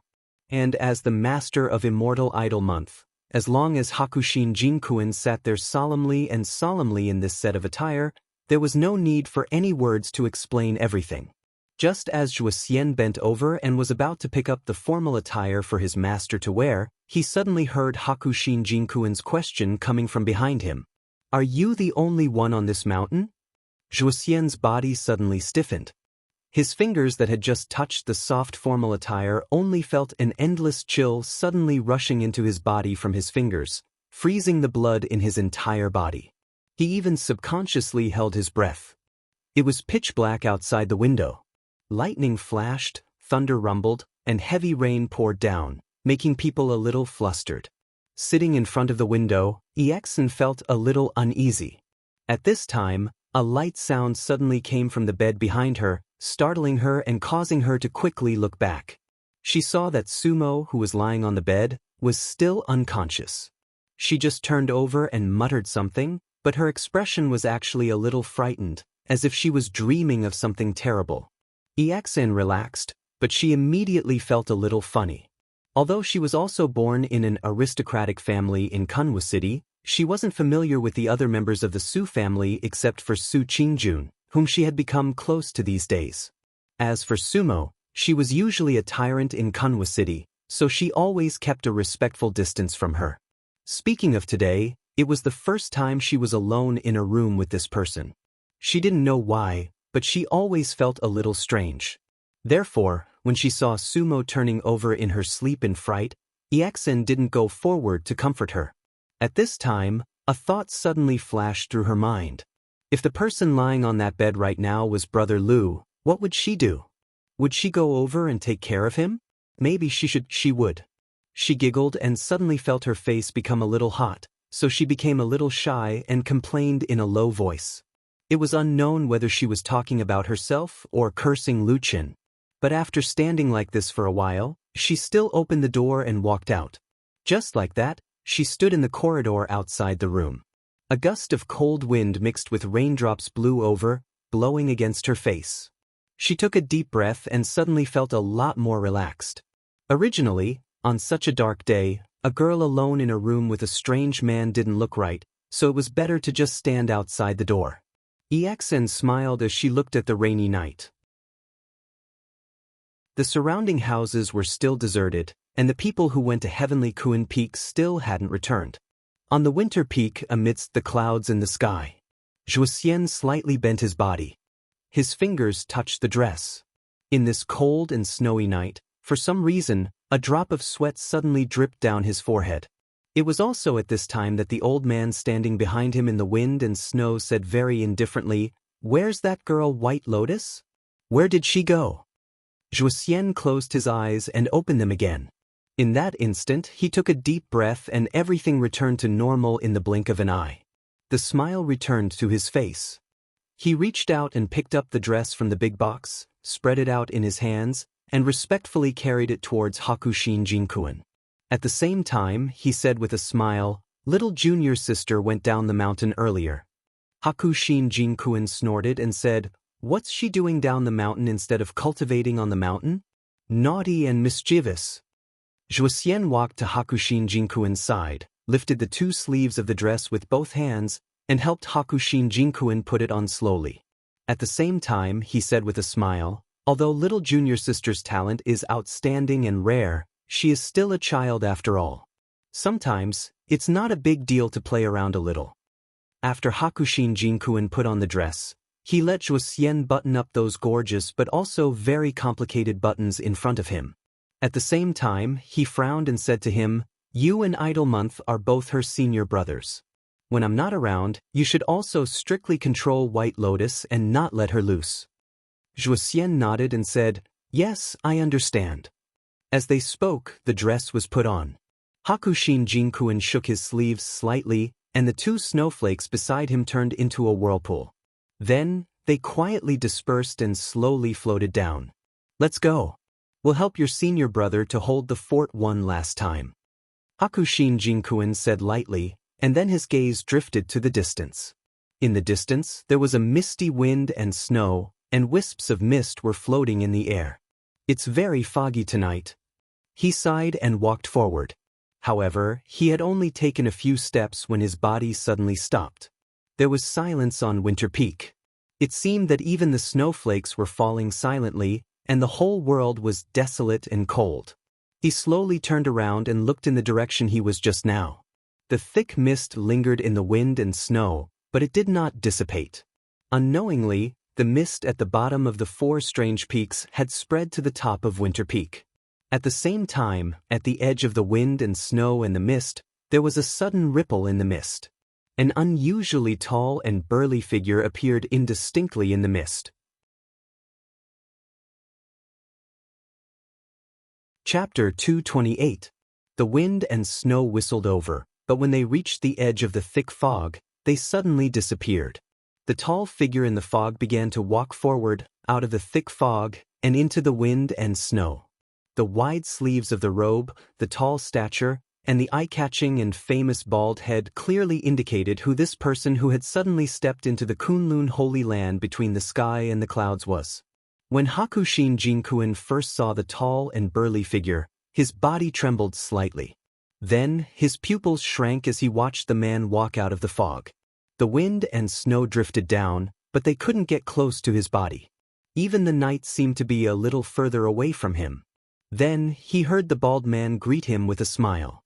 "Hello, senior brother." There was only one person in this world who was qualified to call Hakushin Jinkuan senior brother. That person was also a divine transformation stage perfected cultivator named Tianlan.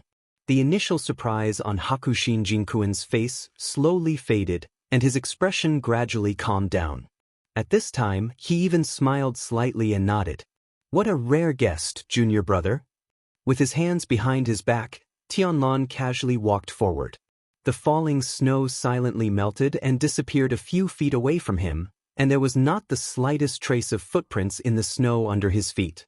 If he hadn't seen this divine transformation stage perfected cultivator in front of him, he might really have thought that he didn't seem to be on Winter Peak.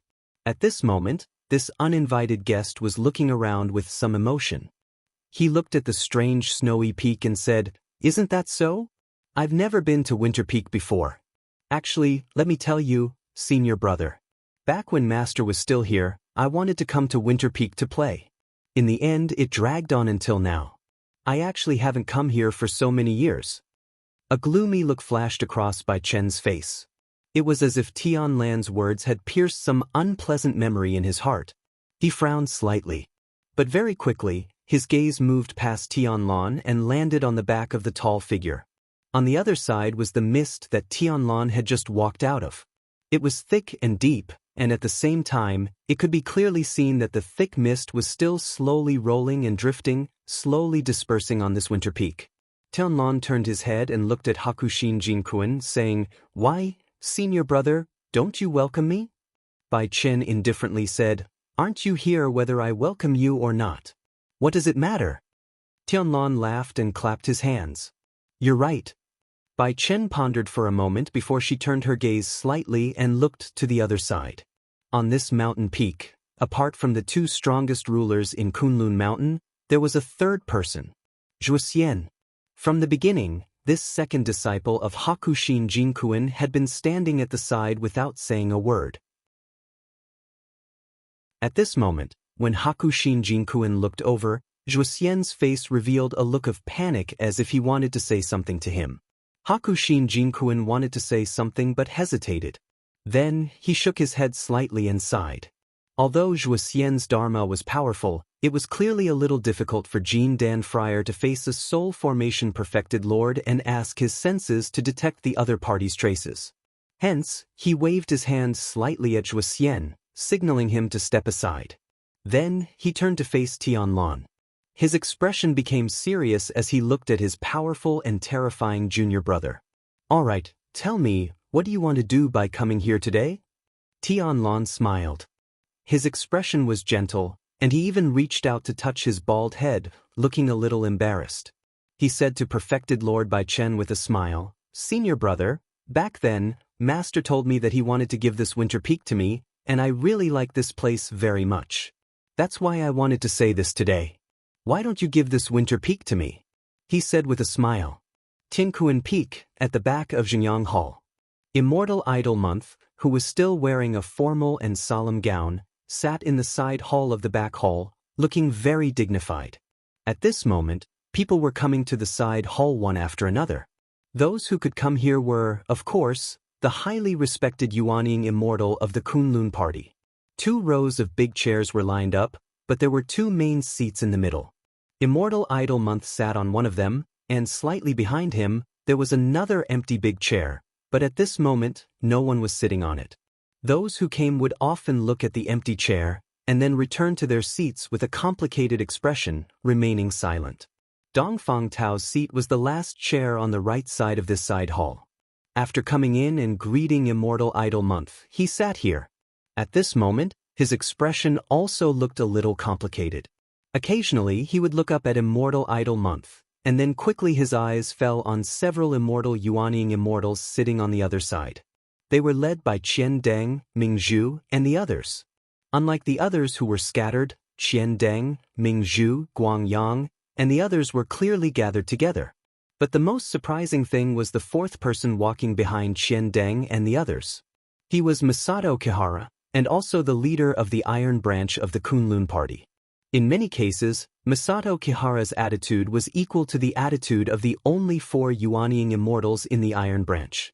When he saw Muan Jinren, who had been living a detached life away from worldly affairs, suddenly walk over and sit down in front of Thousand Lanterns Jinren, idol Moon Jinren's face turned ugly for the first time. After a while, seeing that the number of people in this side hall was quite large, roughly more than 10 people, Qian Deng stood up and said to Immortal Idol Month, "Sect Master, I think there are enough people, should we start?" Immortal Idol Month snorted but coldly said, "There are still a few people who haven't come yet, let's wait for a while." Qian Deng did not refute, only nodded, and after responding he sat back down again. At that moment, almost all of the Yuanying immortals in this side hall had their eyes on the chair behind Immortal Idol Month. Why hasn't he come yet? Of course, Immortal Idol Month could also feel the strange expressions of the Yuanying immortals, but his expression did not change in the slightest, as if he had a well-thought-out plan. He only smiled faintly. On the contrary, Thousand Lanterns Mingyue and the others wore solemn expressions as they waited quietly. Outside the Xingyang Hall, Su Qingjun stood quietly.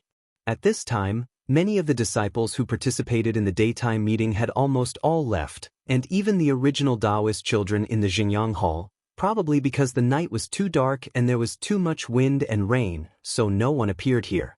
Unconsciously, Su Qingjun found that in the large space in front of the Xingyang Hall, she was the only one left. The night was mournful and cold, and the wind and rain were still falling without any signs of stopping. There was no one around, and the sky was also dark. Only a faint candlelight from the Xingyang Hall illuminated a small area. Su Qingjun looked at the sky, and for a moment, she could not tell the time, but she felt that it was about half an hour, but there was no movement in the Xingyang Hall. After pondering for a while, she still decided to wait a little longer. At this moment, she suddenly heard a sound of footsteps coming from the wind and rain in front of her. Su Qingjun looked up, only to see that the sky was too dark, and in the cold wind and rain, it was difficult to see clearly. She could only vaguely see the vague figure of a man, slowly walking over. Her heart suddenly felt a little nervous, and she reached behind her, holding the scabbard of the long sword.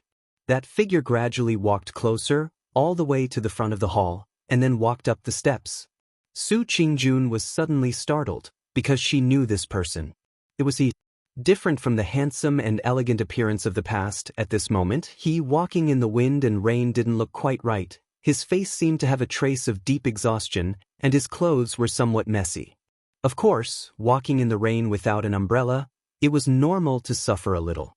Under the eaves in front of the hall, the man and the woman looked at each other, each with a bit of vigilance, but after a moment, he was the first to speak and greeted Su Qingjun. "Junior Sister Su." He faintly called out to her.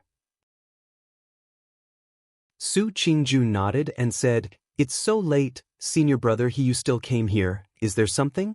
Her attitude was not stiff, but her tone was still a bit cold, as if she still remembered Sumo's injury. He asked, "Aren't you also here?" Su Qingjun said, "I want to wait for my master Masato Kihara." "Senior brother are you also waiting for that Dukanjinren?" After saying that, she thought for a moment and said, "Oh yes, I don't think I saw him this afternoon." He smiled and said, "Yes, my master is always elusive, so I'd better wait for him here." Saying that, he looked around, and then, unexpectedly unafraid of the wet and dirty, directly sat on the stone steps not far from him. One must know, the previous storm was so strong, and the stone steps had long been wet. Su Qingjun frowned, and took 2 steps to the side, as if intentionally or unintentionally distancing herself from he. Some words, no one said it out, but they could all feel the alienation and a trace of hostility in each other's eyes. Just like that, not knowing how long, he suddenly opened his mouth and said, "This night is so windy and rainy, when exactly will the sun rise?" Su Qingjun looked at him, her expression indifferent, and replied, "It's still early." He smiled bitterly, turned his head to look at the dark night sky full of wind and rain, and was lost in thought. Even if the rain dripped on his body, he didn't care. Su Qingjun snorted, after struggling in her heart for a few times. Finally her face sank, and walked forward, directly into the wind and rain, and then left Xingyang Hall. Chapter 229. Boom! There was an explosion of thunder in the sky. At that moment, the dark clouds in the sky seemed to be boiling. More than a dozen bolts of lightning appeared at the same time and spread wildly in all directions. The wind howled and the wind and rain howled. The entire sky seemed to be enraged and entered a state of complete madness in this dark night. The power was so great that even the winter peak, which was protected by a tight tactical formation, could feel it even though the wind and snow were not the same as the outside world all year round. The wind and snow in the sky blew faster and faster. The wind howled shrilly, wrapping around the two figures who were faintly confronting each other in the mountain. However, only the thick fog behind perfected Lord Tianlan still gathered and did not disperse. It seemed to be indifferent to the storm and snow. "You want my winter peak?" Hakushin Jinkuin stared at Tianlan and asked calmly. But for some reason, under his calm tone, every word seemed to have a strange power, urging the wind and snow to sweep over from every corner of the sky. They began to slowly gather above his head, like a throne of ice and snow, or a giant in the wind and snow. The cold and murderous air, like the coldness of the sky, spread quietly in the wind and snow without mercy. Tianlan also did not have any intention of avoiding his gaze. He looked at Hakushin Jinkuin, and the smile on his face disappeared. "Is it yours?" He stared at the skinny old man, his loose robe fluttering in the wind. His eyes were as sharp as a knife, as if he wanted to stab into Hakushin Jinkuin's chest and see the old man's heart. "No way. Since when can things that are stolen belong to oneself?" The world suddenly turned cold and no one spoke anymore. That was because they had nothing else to say. The two simple sentences from before had sealed off all their paths of retreat. This pair of brothers who had lived for a long time had finally reached this day. Finally, there was no way out for them. Zhuo Xian subconsciously stepped back. The wind and snow were too strong, and the cold wind was too fast and too cold. When it whistled past the mountain peak, even with his cultivation, Jean Dan Fryer felt a little frightened. The two figures in the wind and snow in front of him looked so terrifying. Such a terrible storm seemed to only wrap around the two of them. It was the power of heaven and earth that they controlled. After a while, Zhuo Xian suddenly felt a chill on his back. He had already touched a mountain wall. The hard ice adhered to the stone wall, emitting traces of coldness. He realized that at this point he actually had no way out. His heart beat violently. He looked up at the two figures in front of him, who were starting to blur in the violent wind and snow. He suddenly gasped. The two people stood in the wind and snow, one tall and one short, one big and one small. One big and one small. One big and one small. One big and one big. One big and one big and one big. Bai Chen looked at Tianlan with a complicated expression in his eyes. However, his expression was solemn and did not show the slightest fear or timidity. The strong wind blew from behind him. That solemn and magnificent robe fluttered, as if he had lived a glorious life. He stretched out a hand. His somewhat shriveled palm was facing the sky. The sound of the wind and snow suddenly became several times louder, and even the entire winter peak seemed to faintly resonate with it. Countless white snowflakes whizzed in from all directions, desperately rushing into the faintly forming huge white shadow. The snow wind giant, towering between the heavens and the earth, appeared on top of the skinny old man's head and let out an earth-shaking roar towards the dark sky. The wind and clouds in the sky rolled and thunder rumbled. After a while, a huge fist descended from the sky. It made an ear-piercing whistling sound in the air and smashed towards true Lord Tianlan. Before the fist of ice and snow arrived, the ground beneath their feet had already begun to tremble.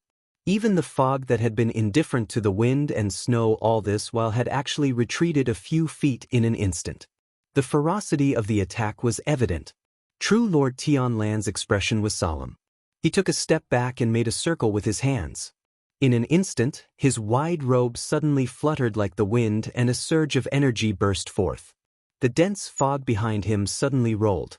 Immediately after, a mist giant with half a body appeared from the fog. It roared and pounced towards the snow wind giant. Boom! A low and loud rumble came from the sky. The ground under his feet trembled violently. The entire winter peak that was floating in the sky also shook twice.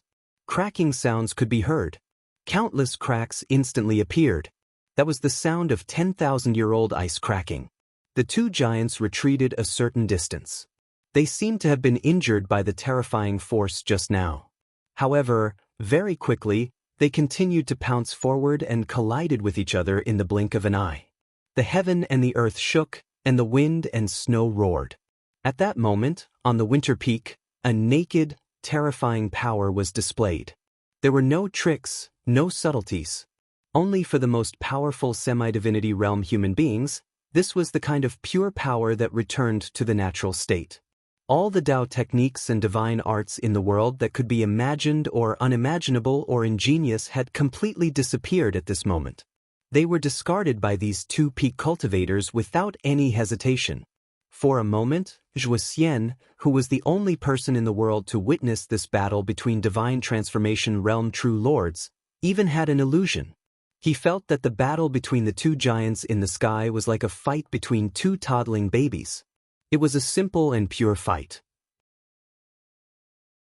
Their movements were even a little slow. Everything seemed clumsy in the eyes of the cultivators in the world. The only thing that stood out from the rest was their terrifying power. With a punch, the heaven and earth changed color and the wind and clouds rolled. With a roar, the mountains and rivers flowed backward and the wind and snow surged. Lightning rolled down from the dark clouds and wrapped around the two terrifying giants. The electric currents darted around like strange silver snakes, but they still could not stop the two giants from fighting. Under the whistling wind and snow, Bai Chen and Tianlon were silent. Their breathing gradually became heavier, but neither of them had the slightest intention of backing down. However, as the fierce battle continued, their bodies also began to change. According to the legends, the body of a supreme was as strong as the body of a god. However, at this moment in the wind and snow, cracks began to appear on his body, just like the ice that had been frozen for tens of thousands of years and was once extremely hard. A piece of their sleeves was torn apart, and a piece of flesh exploded. Low and deep white smoke rose up and down, slowly drifting up from their bodies. Every time they shot up a white mist, their bodies would tremble, and the ground under their feet and the sky above their heads were like mountains collapsing and the wind and clouds rolling, forming a huge vortex, crazily swallowing the endless wind and snow, and then dissipating in this crazy world. Boom! After countless collisions, the beautiful snowy scenery on the winter peak was already a mess. The lightning that fell from the sky had already wrapped the entire winter peak together. It was as if doomsday had arrived. Countless silver chains descended and bound this terrifying place, about to be thrown into the burning and boiling underworld. Looking from high above the clouds, the mountains seemed to have a strange sense of beauty. Outside the clouds, the boundless thick fog had quietly surrounded the entire winter peak, completely covering this earth-shattering scene. In this fierce battle that shook the heavens and earth, the two figures that were facing each other suddenly trembled for a moment. A moment later, Hakushin Jinkuan suddenly let out an angry roar in the snowstorm. He raised his head. His face, which had always been indifferent even when he had countless hidden injuries on his body, suddenly flashed with a trace of disbelief and shock. Above his head, the incomparably powerful snow wind giant that seemed to be the ruler of heaven and earth suddenly slowed down. At the same time, the mist giant that was in front of it suddenly swung its fist. Passing through the snowstorm and lightning, accompanied by the sudden explosion of thunder in the sky, the fist landed on the snow wind giant's chest. The heavens and earth suddenly froze at that moment. The fist smashed through all the wind and frost, smashed through the unchanging power of dozens of years, smashed through the snowstorm, and pierced through the chest. The snow wind giant let out an earth-shattering roar. As if it was filled with unwillingness, it turned into fragments, filling the sky with snowflakes, and fell down from the sky. On the ground, Hakushin Jinkuan's body violently trembled, then he spat out a mouthful of blood. The blood was black. When the black blood fell on the snowy ground, it instantly burned the surroundings. The snowy ground immediately sank, and a deep hole several feet wide appeared on the snowy ground. Hissing sounds could be heard, but strangely, there wasn't a terrifying stench in the air. Instead, there was a faint fragrance. Hakushin Jinkuan's pupils contracted for a moment. Staring at the pool of black blood on the ground, There was an uncontrollable shock in his eyes. Then, as if he suddenly thought of something, he lowered his head and looked at his own body. His skinny, old, but once powerful body was filled with scars at this moment. However, in the snowstorm, he was still solemn and dignified, like a gown that fluttered in the wind and snow. There was also a faint fragrance that was only diffusing at this moment. Hakushin Jinkuin grabbed his clothes with his 5 fingers, and with a casual tug, the entire gown instantly turned into pieces. However, at the same time, his body swayed a bit, and he spat out another mouthful of blood. Similarly, it was black. In the air, the giant formed from the mist had unknowingly dissipated, and once again became a part of the thick mist. Similarly, Tenlun, who was covered in cuts and bruises but clearly had a resolute expression, stood in the snowstorm that had once again quietened down, and quietly looked at the old man in front of him. "Good move." A low voice sounded from the snowstorm in front of them. Hakushin Jinkuin raised his head, looked at his junior brother, and said, "What poison is this, to actually be able to injure our soul transformation stage bodies?" "Black dragon saliva," True Lord Tianlong said. Then he clutched his chest, and a pained expression appeared on his face as he coughed a few times.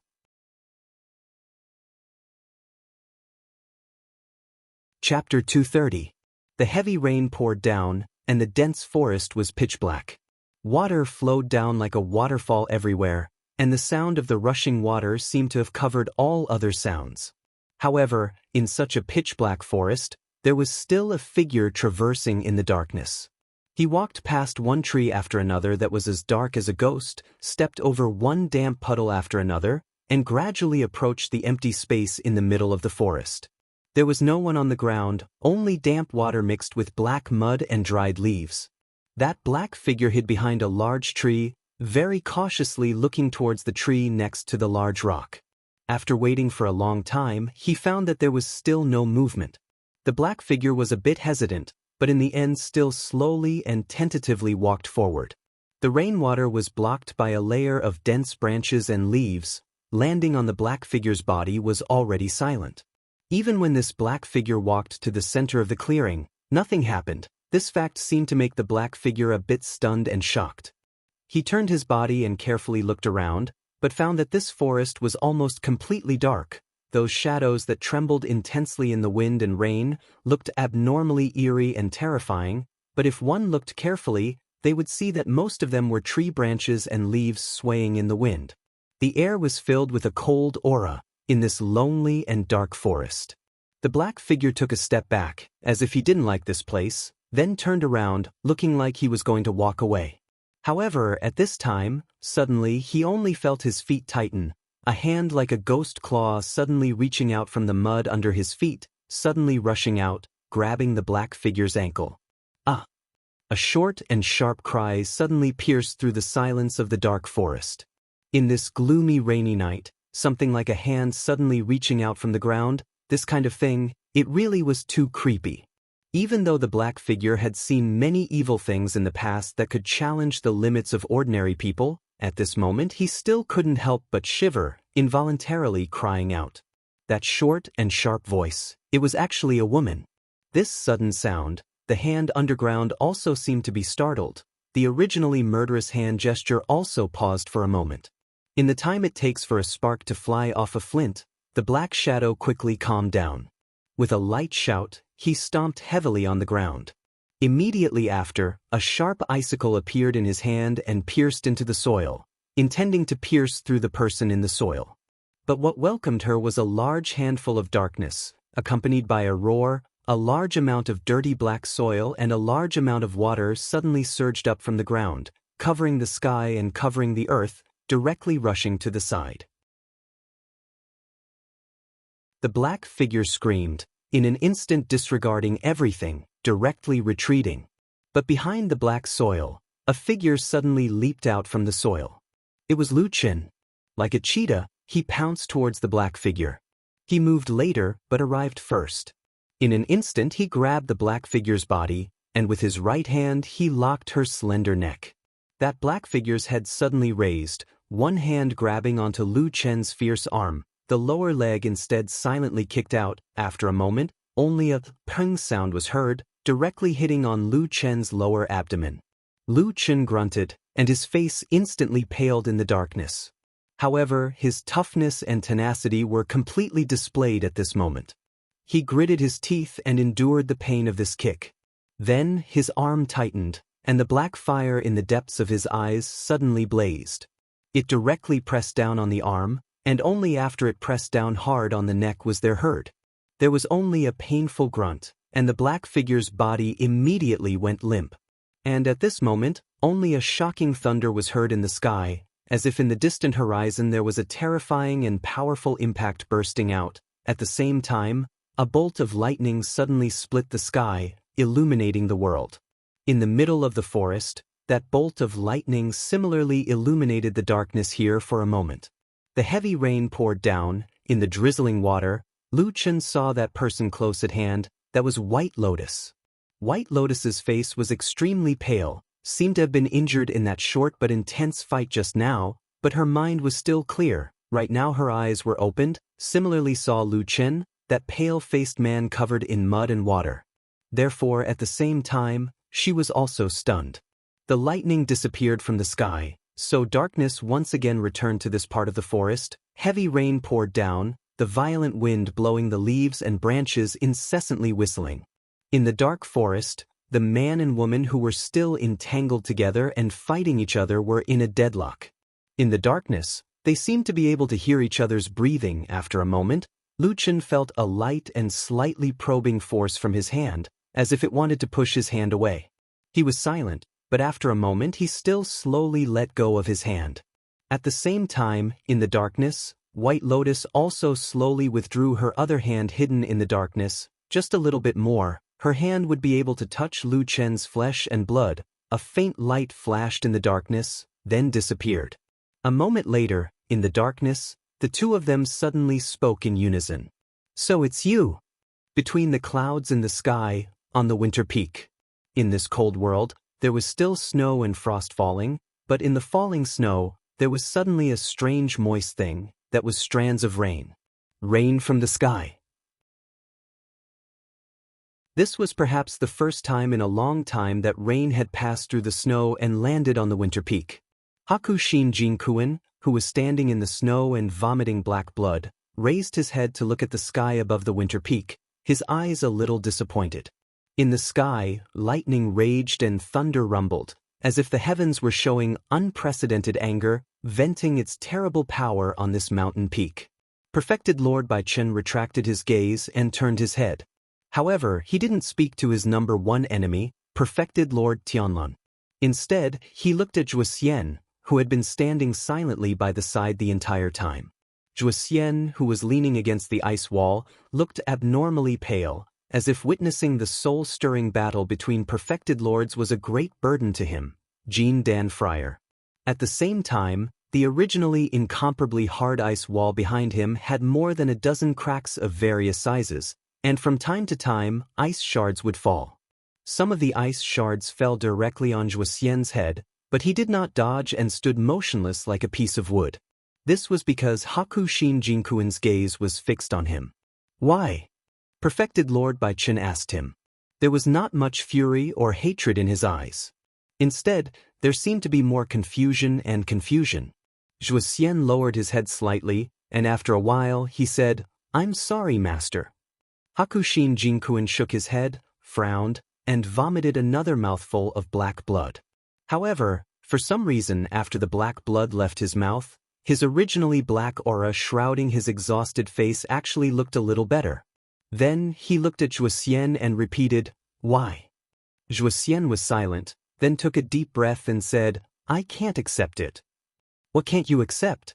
Hakushin Jinkuen stared at him, then coughed painfully and said, "You're also at this age now, what do you not have?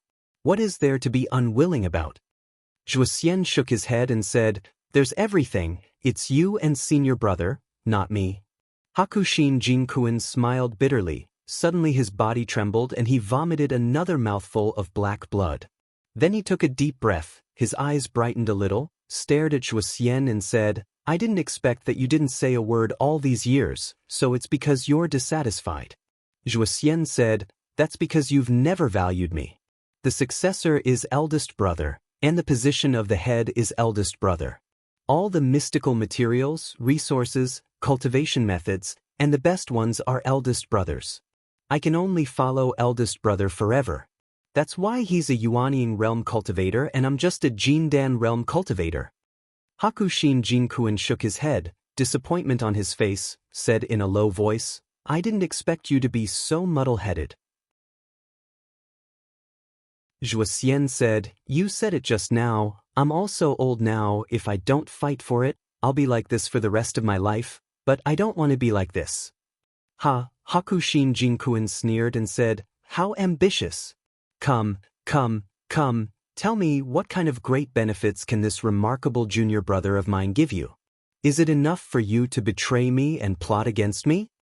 Zhuoxian was about to speak, but suddenly, the deep voice of perfected Lord Tianlan floated over in the wind and snow, saying indifferently, I promised him a future of Yuanying Jinren. Hakushin Jinkuen suddenly turned around and stared at Tianlan for a moment, then with a disdainful face, he sneered at Zhuoxian and said, you actually believe this kind of nonsense that can fool a child? Since ancient times, have you ever heard of any method that can let someone rise from Jindan to Yuanying? That's a great life or death juncture, who can avoid it? He looked at Zhuoxian, there was no murderous intent on his face, only deep disappointment. He said, I've taught you for decades, but I didn't expect that I've taught you such an idiot. Zhuoxian did not say anything, but perfected Lord Tianlan took a step forward and said, Senior brother, you're old, there are many things in this world that you don't know, you're just a frog at the bottom of a well. Hakushin Jinkuen's haggard face suddenly frowned, and with a sound, he vomited a large mouthful of black blood. But strangely, after vomiting blood this time, his face actually quickly became ruddy, and he looked even more spirited than usual. Wind, frost, rain, and snow unknowingly gathered above his head again. This old divine transformation realm perfected Lord slowly straightened his body, and a majestic and powerful aura that had never been seen before slowly flowed out from his body. Oh, a frog at the bottom of a well? He laughed, then looked at perfected Lord Tianlan, looked at Zhuoxian, looked at the thick fog, and then looked at the deep night sky. Even if you're a frog, I can also eat you, he said indifferently.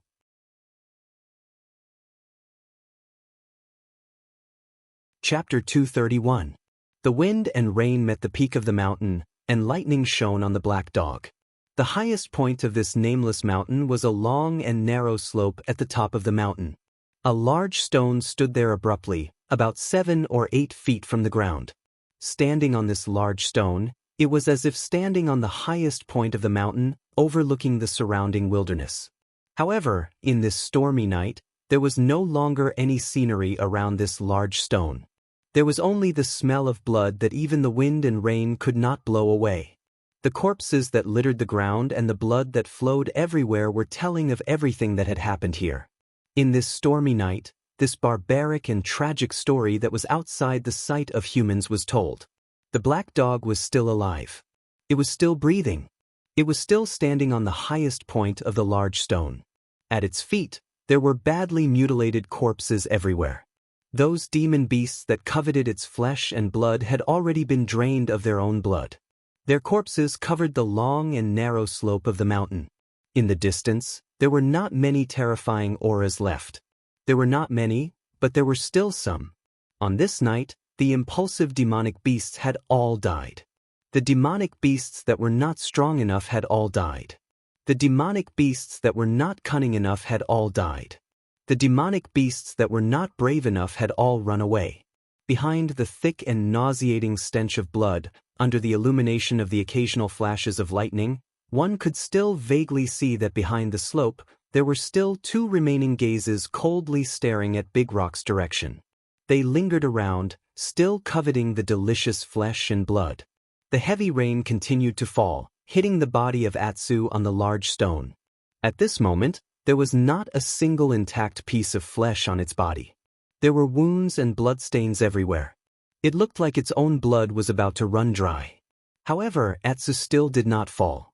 It was like a lonely but paranoid mad dog, gritting its teeth as it stood on the large stone, coldly scanning the dark world. But at the same time, at the moment when the lightning flashed, even it and the remaining 2 cold gazes beside it felt the black dog's body tremble and saw that it was on the verge of collapse. Perhaps in the next moment, the black dog would fall from the boulder and die on the spot, so the 2 eyes hidden in the darkness were still quietly waiting for the unusually fierce black dog to end its own life. In any case, how could there be a bright moon on such a stormy night? Without the power of the full moon, no matter how powerful a holy beast was, it would be impossible for it to become a holy beast. The black dog undoubtedly knew this as well. Perhaps no one had ever told it, but when the monster blood in its body stimulated its instincts, it also understood this rule. The wind and rain were too strong, so it was impossible for the moon to appear. But at this point, there was already no way out for it. Atsu slowly crouched down. Surrounded by bloody corpses at the highest point of the hill, he raised his head and looked at the sky. Other than the desolate wind and rain, there were only layers of thick, dark clouds. There was no sign of the moon. A soft whimper came from its mouth and it lowered its head, as if at this last moment, it finally had to admit defeat to its fate. Darkness surged, and the black dog's figure on the highest point of the hill looked so lonely. At the foot of the hill in the distance, 2 cold and gloomy voices slowly rose to their feet, as if they had finally waited for the best opportunity, and they began to walk towards the top of the hill. The atmosphere on Winter Peak suddenly became a little strange. Although the wind and snow were still dancing, and although there were still lightning flashing and thunder rumbling in the sky, the temperature on the snowy ground by the cliff was dropping rapidly. The falling snowflakes were getting heavier and heavier, and the atmosphere between heaven and earth was cold and somber. Occasionally, when one raised his head to look at the peak of the hill, he would notice that the violent snowstorm that had enveloped the top of the hill had suddenly left the peak and began to slowly move downwards, gradually approaching the 2 people who were facing off against each other. Hakushin Jinkuen stood in the snow and stared at Tianlun, saying word by word, "You actually dared to come to this Winter Peak to challenge me. This is the stupidest thing you've ever done." Perfected Lord Tianlun also raised his head to look at the slowly falling snowstorm. A moment later, he smiled and looked at Hakushin Jinkuen, his eyes slightly narrowed. "Is that so?" Hakushin Jinkuen snorted coldly. "Before Master died, he told me that you're arrogant and bold, and if you achieve great success in Taoism in the future, the disaster you'll cause would probably be far worse than the 3 Realms fiend cult. Today, it seems that it's true." His gaze was like lightning as he stared coldly at Tianlun and said coldly, "How dare you go to the underground palace and steal the black dragon's saliva that was born from that fiend?" Perfected Lord Tianlun laughed. "Oh, did Master say that, or did you say that yourself?" Bai Chen's expression was cold as she said, "Those of us who know the cause and effect of that case back then naturally know what happened. I only have one thing to say, I have a clear conscience." "What a coincidence!" Perfected Lord Tianlun took a step forward and said indifferently, "When I went to visit Master's grave yesterday, I also said those words in front of his grave. I have a clear conscience." He enunciated each word clearly, his voice rumbling like thunder. Hakushin Jinkuen didn't say anything else, but before he really made a move, he deliberately turned to look at Zhuo Xian who was standing at the side. There was no expression on his face, but his eyes were colder than the snow in the sky. Although he didn't say anything, the coldness in his eyes was very clear and obvious. Zhuo Xian understood his master's meaning. His face quickly turned pale. At the same time, he also discovered that as the snowstorm descended and the temperature of the snowy ground around him plummeted, the ice wall behind him, which had almost shattered into pieces, suddenly began to solidify again. The snowstorm grew stronger, and his body became colder. Perfected Lord Tianlun remained motionless because none of the snowstorm could approach his body. All he did was calmly watch the falling snowstorm. Moments later, he suddenly sensed something and looked down at his feet. It was a snowy land that was covered in a thick layer of snow. But at this moment, a faint tremor suddenly came from the depths of the ground beneath their feet. It was as though a wave was rising from the depths of this massive mountain and spreading out like a ripple. The thick layer of snow on the snowy ground suddenly trembled. Countless soft snowflakes bounced up slightly. Then, it happened a second time, a third time, each time more obvious and more intense than the last. Then, everyone felt that it was the winter peak that was trembling, the mountain peak that was roaring. Whoosh! Hakushin Jinkuen fluttered his clothes and flew into the air. At the same time, the snowstorm in the sky descended like a snow-white and violent ring, wrapping around Hakushin Jinkuen like a king of ice and snow. With Hakushin Jinkuen at the center, it formed a huge snowball that danced violently in the air. The winter peak was shaking more and more violently. Countless pieces of ice and snow flew up and surged towards the huge snowball from all directions. The wind was shrill and sharp, almost like a knife, cutting through the hard ice on the mountain walls along the way. The skinny but godlike old man was hidden in the huge snowball with unparalleled power. His voice was like the howl of the snowstorm, resounding between heaven and earth. "You shouldn't have come here," he said coldly. Then he raised his hand and pointed. The place where he pointed and the direction in which he pointed suddenly froze. Be it the drifting snowflakes or the blowing wind, everything froze into ice. Then, there was a cracking sound like a sharp blade that pierced through the void and swiftly formed a sharp thorn in the air. Then, the snowstorm suddenly became louder and expanded from the original snowball by several times. In the air, a similar thorn appeared around the icicle thorn. Then, as if it was spreading, countless icicles appeared in an instant, covering the sky and the earth. Tens of thousands of icicles surrounded perfected Lord Tianlan from all directions. The icicle's tip flickered with a faint, transparent light and was filled with killing intent. Zhuoxian, who was hiding at the side, suddenly revealed a look of despair. He thought that he had valued his old master enough, but it was not until today that he truly realized that the power of a divine transformation stage perfected Lord was far beyond what he could covet. He had yet to witness his master's true power. However, perhaps because of this, Zhuoxian's eyes soon burned with the flames of anger, jealousy, and indignation.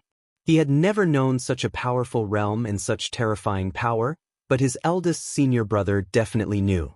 Even his junior sister, White Lotus, who had just entered the sect not long ago, had been directly taught the secret technique of the snow scripture by their master at a young age. Given time, she would definitely know about this terrifying Taoist technique as well. He was the only one who didn't know anything.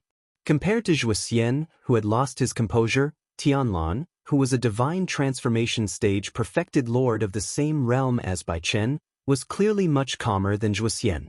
Even though he was surrounded by tens of thousands of sharp icicles and was in danger of being pierced through the next moment, Tianlan's expression did not reveal too much worry.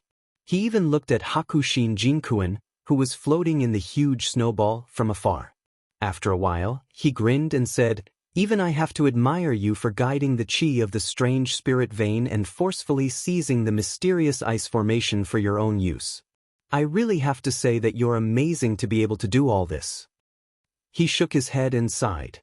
There seemed to be a hint of admiration on his face, but very soon, perfected Lord Tianlan smiled faintly again. This time, there was a hint of mockery. "Are you going to fight me to the death, senior brother?"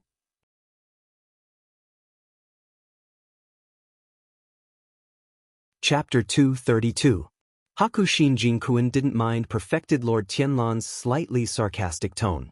Those who could cultivate to the highest realm in the world and stand at the pinnacle of the human race's martial strength had all tempered their will to be as tough as steel in the long process of cultivation. However, confidence and pride didn't equate to stupidity and blindness. The person in front of him was his junior brother and also a talented perfected lord of the divine transformation realm. Bai Chen definitely didn't think that Tianlan was someone who could be easily dealt with. Furthermore, the current situation was obviously the result of Tianlan's sudden intrusion into Winter Peak after careful planning. Putting everything else aside, just the fact that his second disciple, Zhuoxian, had betrayed him showed how dangerous the situation was. Bai Chen even began to worry about the situation below Winter Peak. Today was the day the sect council would be held. According to the plan, the eldest disciple, Idle Month, should be in Tiankuan Peak's Jingyang Hall having a meeting with the various elites in the sect. During the most important night meeting, he might still be waiting for her to go over and hold the fort. However, Tianlan suddenly came and blocked him on the winter peak. Hakushin Jinkuan could easily imagine that there must be some conspiracy behind this. However, at this moment, he couldn't quickly contact his eldest disciple. Therefore, the best and most effective way was to quickly settle the matter in front of him. In fact, the fight at the foot of the mountain wasn't a big deal. It was nothing more than some intrigue and murder. Even if it was murder, how many people could they kill? Could they turn the world upside down? What mattered was that junior brother Tianlan in front of him was the only person who could truly threaten him. As long as he could win here, what couldn't he clean up? True Lord Bai Chen's mind spun to this point, but it only took a moment for him to clearly understand the importance of this chaotic situation. His gaze became even colder as he stared at the bald and burly man below and said coldly, "Junior brother, on account of Master's warning before his death, I can spare you this time.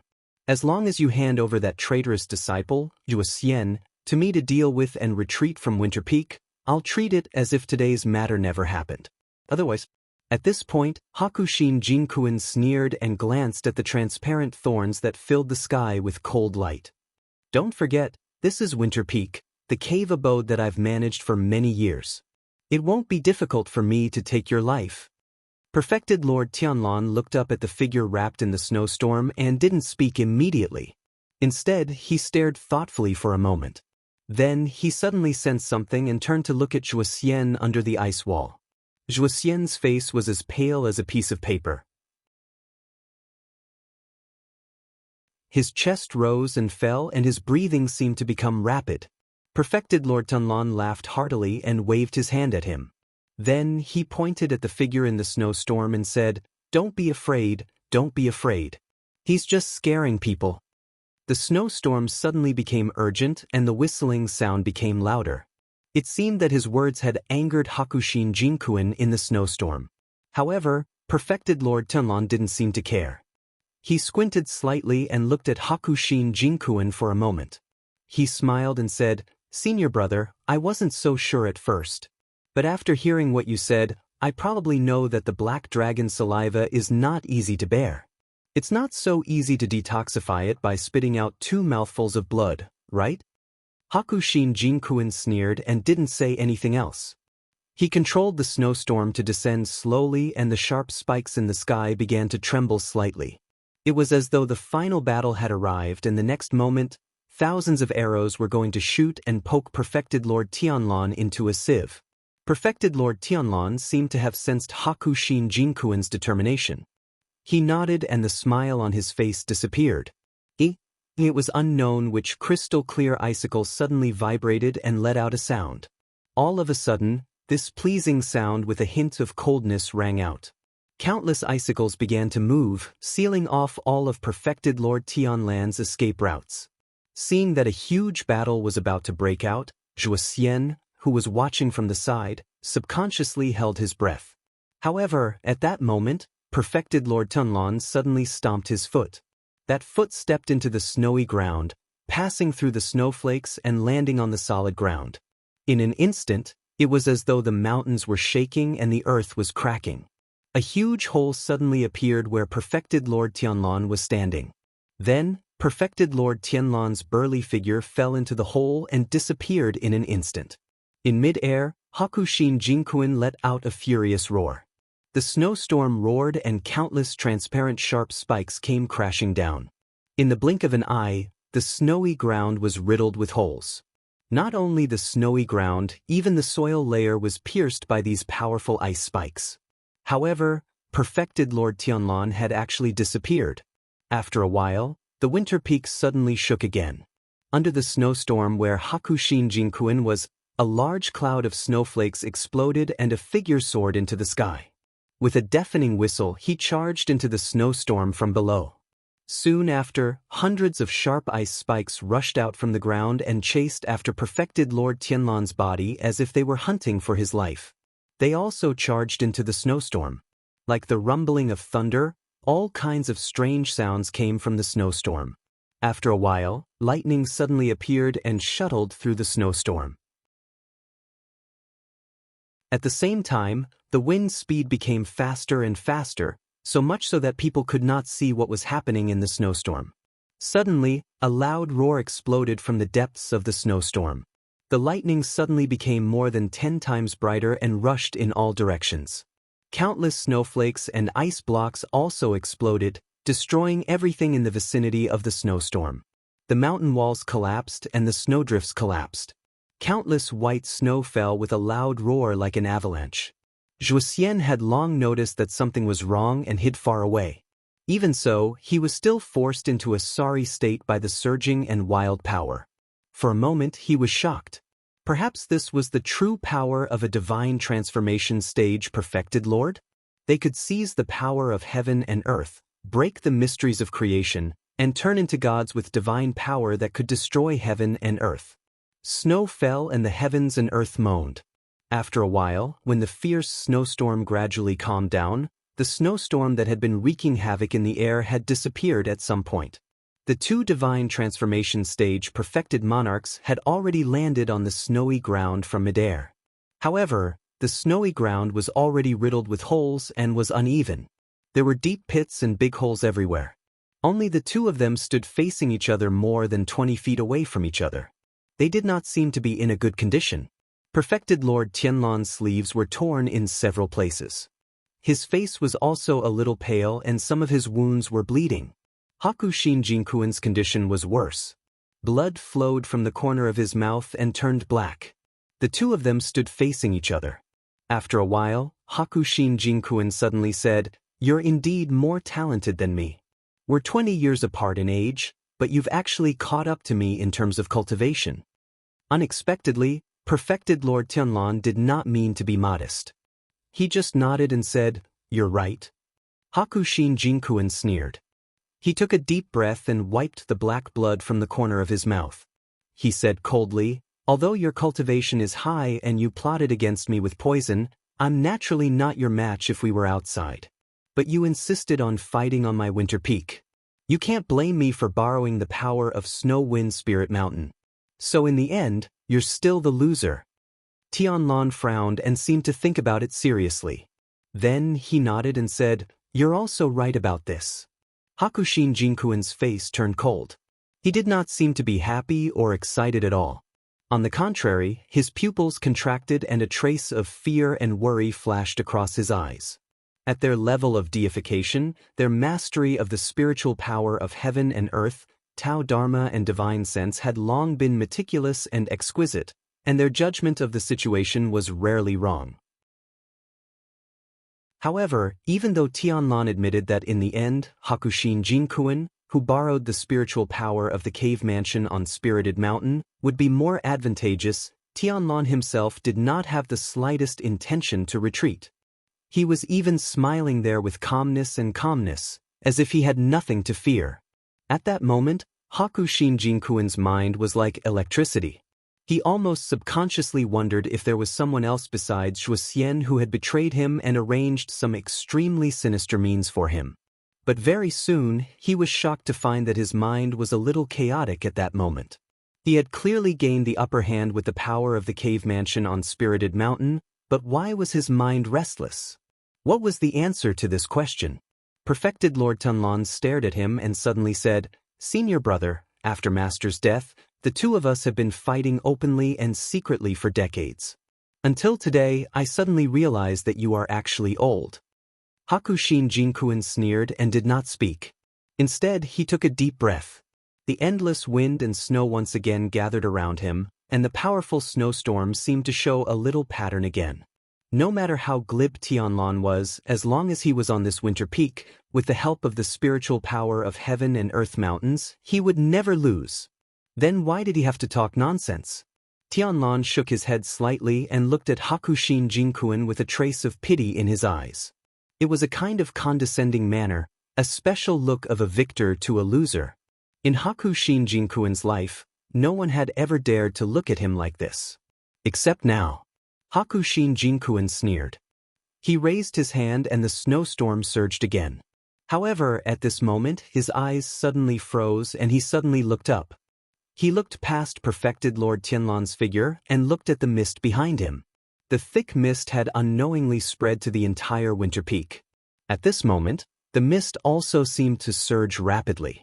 A huge shadow that was comparable to the entire Winter Peak slowly appeared behind perfected Lord Tianlan's composed figure. There was a sudden clap of thunder in the sky. Lightning tore the sky apart. Under the light, a terrifying black claw that was even twice the size of perfected Lord Tianlan's body reached out from the thick mist. With a boom, it grabbed the land of the mountain. The wind and snow in the world were filled with desolation. Then the entire sky suddenly darkened.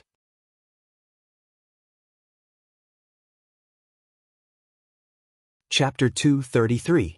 The silhouette in the thick fog looked as big as a mountain. As it swayed, streams of black gas soared into the sky. Following that, the huge black claw with protruding joints suddenly grabbed onto the ground of the cliff of Winter Peak.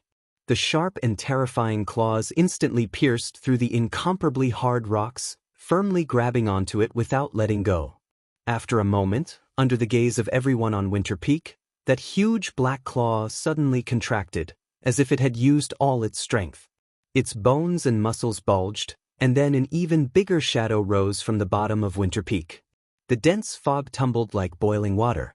It seemed to be extremely agitated, or perhaps it was filled with fear.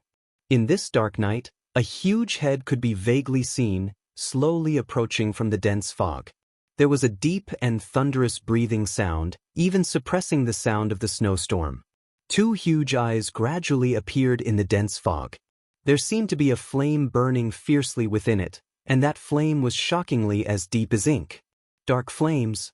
Boundless dense fog was emitted from the ground. It had already completely surrounded the four odd peaks between the clouds and the sky, tightly wrapping around the most important forbidden area of the Kunlun party. In this pitch-black night, looking from afar, there was actually not the slightest hint of abnormality. Only at a certain moment in the midst of the violent storm, lightning, and thunder, when the lightning that suddenly tore apart the night sky and landed on this dense fog, could some shadows be seen. However, for some unknown reason, there should have been an earth-shattering battle in the dense fog, but at this moment, not the slightest movement could be heard from within the fog. Not a single trace. The place beyond the clouds in the sky was still submerged by the storm. The heavy rain was still falling, and the cold wind was still blowing, covering the entire Kunlun mountain range in the darkness of the night. No one knew when this night would be over. In the side hall behind the Xingyang Hall of Heavenly Kun Peak, almost all the enlightened Yuanying who came to this place had already arrived. In the middle of the hall, there were two main chairs and two large rosewood chairs, 10 on the left and 9 on the right, were arranged in a straight line. Today, the Kunlun party was the top cultivation sect in the divine central continent. In addition to the two perfected lords of soul formation who commanded the masses, there were 19 top Yuanying perfected masters in the sect. Among them, there were 15 in Kuinji and 4 in Tieji, led by Misato Kihara. But recently, Dongfang Tao had just broken through and became the 20th Yuanying Jinren of the Kunlun party, so there was an additional red sandalwood chair in this side hall. At this moment, there were already many people sitting on the chairs. After Dongfang Tao arrived, he very consciously sat in the last seat according to seniority. From his point of view, he saw perfected idol month sitting upright and still on the main seat in front of him, looking dignified. Slightly behind him was another large chair, which was still empty at the moment. As everyone knew, that seat belonged to Hakushin Jinkun. 2 rows of perfected Yuanying great perfected masters were seated below him. If this lineup was casually seen by others, it would be truly frightening. This was the embodiment of the powerful strength of the current Kunlun party and the foundation of the Kunlun sect. To the left of Taoist Master Idol Moon sat Taoist Master Thousand Lanterns. Below him were Taoist Master Pearl, Taoist Master Guangyang, and the others. To the right of Taoist Master Idol Moon, the first seat was empty. Further down, Dongfang Tao could also see that several Yuanying perfected masters who were close to perfected idol month, including several Yuanying perfected masters who had appeared in the Xingyang Hall during the day earlier, were also sitting there. When they sensed Dongfang Tao's gaze on them, they also smiled and nodded at him. From the looks of it, the atmosphere in the hall seemed to be rather relaxed. Dongfang Tao thought indifferently. Occasionally, when his gaze swept past the area in front of him, he would notice some strange details. Perfected Idol Month's expression was dignified and serious, but his eyes would glance at the nearest empty seat every now and then. There was a faint trace of anxiety in the depths of his eyes. Perfected Thousand Lanterns and the others on the opposite side of the empty seat remained silent. Their faces were calm and indifferent, but they would occasionally reveal a trace of a smile with a hint of coldness and mockery. It was Dongfang Tao's first time coming to this side hall. After a moment of silence, he lowered his voice and quietly asked a perfected Yuanying perfected master who was sitting next to him. After receiving the answer, he nodded and thanked him. When he raised his head again to look at the empty seat, his gaze was somewhat different. That empty seat originally belonged to Heavenly Soldier Hall's Dukan Jinren. It was already so late. Why was it that Dukan Jinren, the sect leader's most hardcore, most resolute, and at the same time most unlikely partner to be absent, had still not come here? Where did he go? Other than Dukan Jinren, there were several other empty chairs in this hall. However, most of the reasons were known to everyone. For example, there was a perfected Yuanying perfected master from Tieji who was in closed-door training in order to extend his lifespan. If he failed, he would probably die of old age. There were also some who were in closed-door training in order to practice some kind of extremely difficult Dao technique. This kind of closed-door training could not be interrupted, so they did not come here. But basically, those who could come here and those who should have come here were almost all here. Right now, in this side hall, there were only two people who should have come but had not yet. One was Dukan Jinren, and the other was even more influential. It was the owner of the chair next to Perfected Idol Month, Hakushin Jinkuan. These two were undoubtedly Perfected Idol Month's strongest supporters in the Kunlun party, especially his teacher, Hakushin Jinkuan, who was an important person. The impact of these two's absence was obvious. Even just by looking at them, it made people feel that Perfected Idol Month's side had suddenly become much emptier, giving off a strange feeling of weakness. Perfected Idol Month was indifferent to this, as if he did not feel anything. He was still sitting quietly, as if his patience at this moment was endless, ready to wait for these two people to come. Perfected Idol Month was the sect master. If he showed that he was willing to continue waiting, most people would not say anything against it. Although the identity of a Taoist master of Yuanying stage is precious, each of their time is extremely precious, but tonight is obviously a different night, and to be able to cultivate to this point, how can there be a stupid idiot? Although there is no sign tonight, the atmosphere has been a bit different from previous years. Perfected Qiandeng's faction was silent and did not move, while those from Perfected Idol Month's faction began to frown one after another, their faces revealing a hint of worry. There was also a portion of Perfected Yuanying who was usually neutral, who also felt that something was wrong. After observing the situation for a while, they all looked at their noses at their hearts, and their mouths were shut. I don't care if it's wind or rain, I'll just sit and watch. Dongfang Tao was a newcomer who had just arrived at this realm. In the past, he had actually more or less heard of some undercurrents surging in the sect and stories of open and secret strife. However, he was not a direct descendant of the lineage of ancestor Tianhong, so his position in the Kunlun sect had always been somewhat marginalized. It was precisely because of this that Dongfang Tao showed the attitude of relying on Perfected Idol Month on this day, and received Perfected Idol Month's praise and acceptance. No matter what, because Perfected Yuanying was a powerful and precious battle force, it was necessary to win over them. However, after arriving at this side hall, Dongfang Tao suddenly realized that his choice did not seem to be as stable as Mount Tai as he had originally thought. The hostility in this sect towards Perfected Idol Month's faction was much stronger than he had expected. Dongfang Tao was a little puzzled about this, because his many years of experience had long since explained one problem: as long as Hakushin Jinkuan was around, Perfected Idol Month's position was unshakable, and Perfected Idol Month's faction's power was unshakable. But why did those people seem to be a little aggressive? Why did they dare to do this? Why did they seem not too afraid? As Dongfang Tao was pondering, a voice suddenly sounded in the hall that had been silent for a long time. It was Perfected Qian Dang, who was sitting on the left side of the main seat, slowly standing up. His gaze was calm as he looked around at the crowd. In that instant, Dongfang Tao's heart suddenly trembled, as if he had sensed something, and he actually became a little nervous. Perfected Idol Month, who was sitting on the main seat, also suddenly raised her head. Her gaze was cold, and a sharp light seemed to shoot out from her eyes as she stared at Perfected Qian Dang. However, Perfected Qian Dang didn't seem to notice this. He didn't even carefully look at Perfected Idol Month. Instead, his gaze swept across the faces of all the Yuanying spiritual masters present. After a moment, he suddenly smiled and said, "It's getting late. It's already past the time for our little meeting, right?" At that moment, the entire hall was silent. It was unknown how many nascent soul-perfected masters were sitting still, their faces expressionless. Dongfang Tao, however, took a deep breath, as if he was preparing himself to welcome the sudden storm. No one spoke, and no one responded to Perfected Qian Dang. The atmosphere in the hall was subtle and strange. However, Perfected Qian Dang didn't seem to mind at all.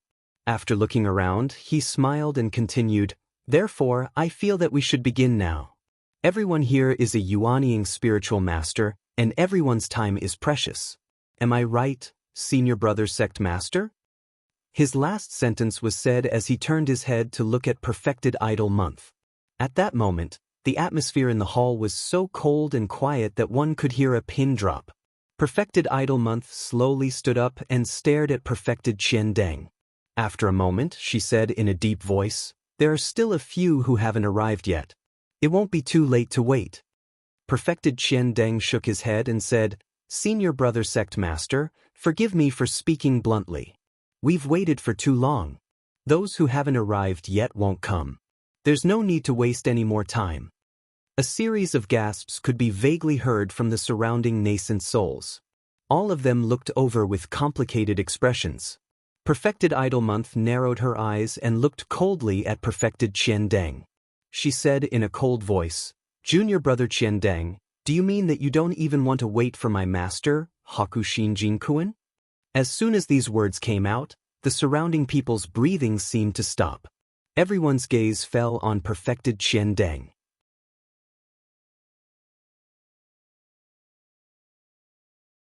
Chapter 234. The heavy rain did not stop. The dense forest was pitch black. One could not even see one's fingers if one stretched out one's hand. Right now, even the dense foliage above their heads could not block the seemingly endless water flow. Everywhere, like a broken dam, large waves of water flowed down from the top of the trees. The two figures hidden in the darkness, after the initial shock, quickly quietened down. This forest was so dark that they could not even see each other's faces clearly, also could not see the expression on the person beside them. After an unknown period of time, Lu Chen lowered his voice and said, "The pattern on the back of the tree bark, was it drawn by you?" White Lotus's body shook slightly, seemed surprised again, after a moment of hesitation, said, "No." This time it was Lu Chen who was stunned, and before he could continue to question, White Lotus had already said, "That pattern was not drawn by you." Lu Chen was speechless, looked up at the blurry and petite figure in front of him. At this moment, he felt that he could not see White Lotus's face clearly. Everything about this young girl seemed to be more and more mysterious and strange. "It was also not me." Lu Chen quickly denied, took a deep breath and said, "Then why are you here?" White Lotus instead asked, "I also wanted to ask you this question. That pattern is obviously an extremely rare secret pattern in the evil sect. Outsiders are not even able to know about it. How did you know about it, and why are you here?"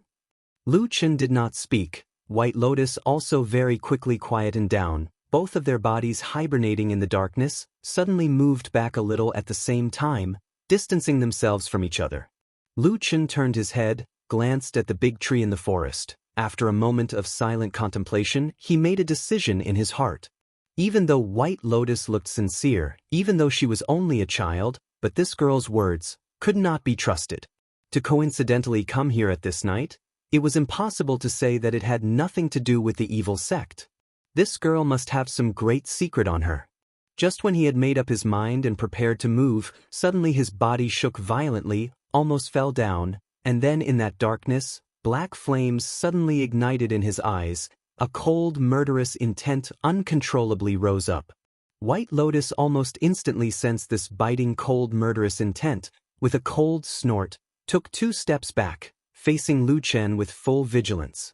But Lu Chen did not make a move, instead with a trace of bewilderment turned his head, looked into the depths of the darkness. That was the depths of Kunlun Mountain, the legendary place where the sky and clouds were. Just now, he suddenly felt an extremely familiar aura coming from that direction, directly resonating with the black fire hidden in the deepest part of his body, causing the black fire in his body to instantly rise, almost unable to be suppressed. The black flames swayed in the distance in the dark forest, as if there was an extremely strong but from the same source, attracting this black flames. Between the sky and clouds, the winter peak was shrouded in fog. An incomparably powerful aura seeped out of the thick fog. A figure as huge as a mountain was faintly discernible in the fog. Gradually, a huge head approached the cliff on the winter peak. Its true appearance was gradually revealed from the dense fog. It was a huge dragon head, completely black, with long and tough dragon whiskers swaying in the wind, like 2 long black whips. Snow-white fangs faintly appeared in the dragon's mouth, emitting a cold glint. The most terrifying thing was that the pair of huge dragon eyes didn't have pupils. Instead, they were burning with a strange black flame. It looked like a demon that had suddenly leaped out from the netherworld. It slowly rose in front of the winter peak and appeared in front of everyone on the winter peak in a horrifying manner. The huge and frightening dragon eyes looked down from above. The place where it appeared was right behind True Lord Tianlan, and at that moment, the dragon's head could even be said to be right above True Lord Tianlan's head. As long as it lowered its head slightly, it could swallow True Lord Tianlan, who looked extremely small in comparison, in one gulp. However, True Lord Tianlan did not seem to be on guard at all. He still stood there calmly, his wide sleeves fluttering in the wind. At this moment, both he and the unimaginably terrifying dragon that had suddenly appeared were looking at the person on the snow-covered ground in front of them, Hakushin Jinkuan. Hakushin Jinkuan's expression suddenly changed the moment the black figure appeared. His usually calm face showed a rare expression of inconceivable astonishment.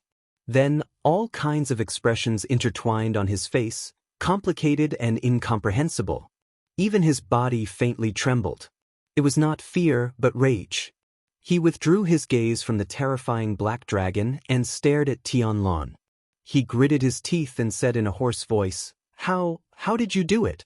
How dare you do this? True Lord Tianlan's expression did not change, and he looked calm as if he had always had a clear conscience. He turned a deaf ear to Hakushin Jinkuan's questions. The black dragon's head above his head swayed slightly, and a dull sound that sounded like it was tearing through the air sounded. It was as if the dragon's power was so powerful that even the slightest movement would cause a chain reaction. It was truly unimaginable how powerful the black dragon would be if it were to completely rage and attack. Upon seeing that Tianlan did not reply, Hakushin Jinkuan seemed to become even more furious. However, just as he was about to flare up again, something even stranger happened. The black dragon's head, which was high up in the sky, suddenly stretched forward.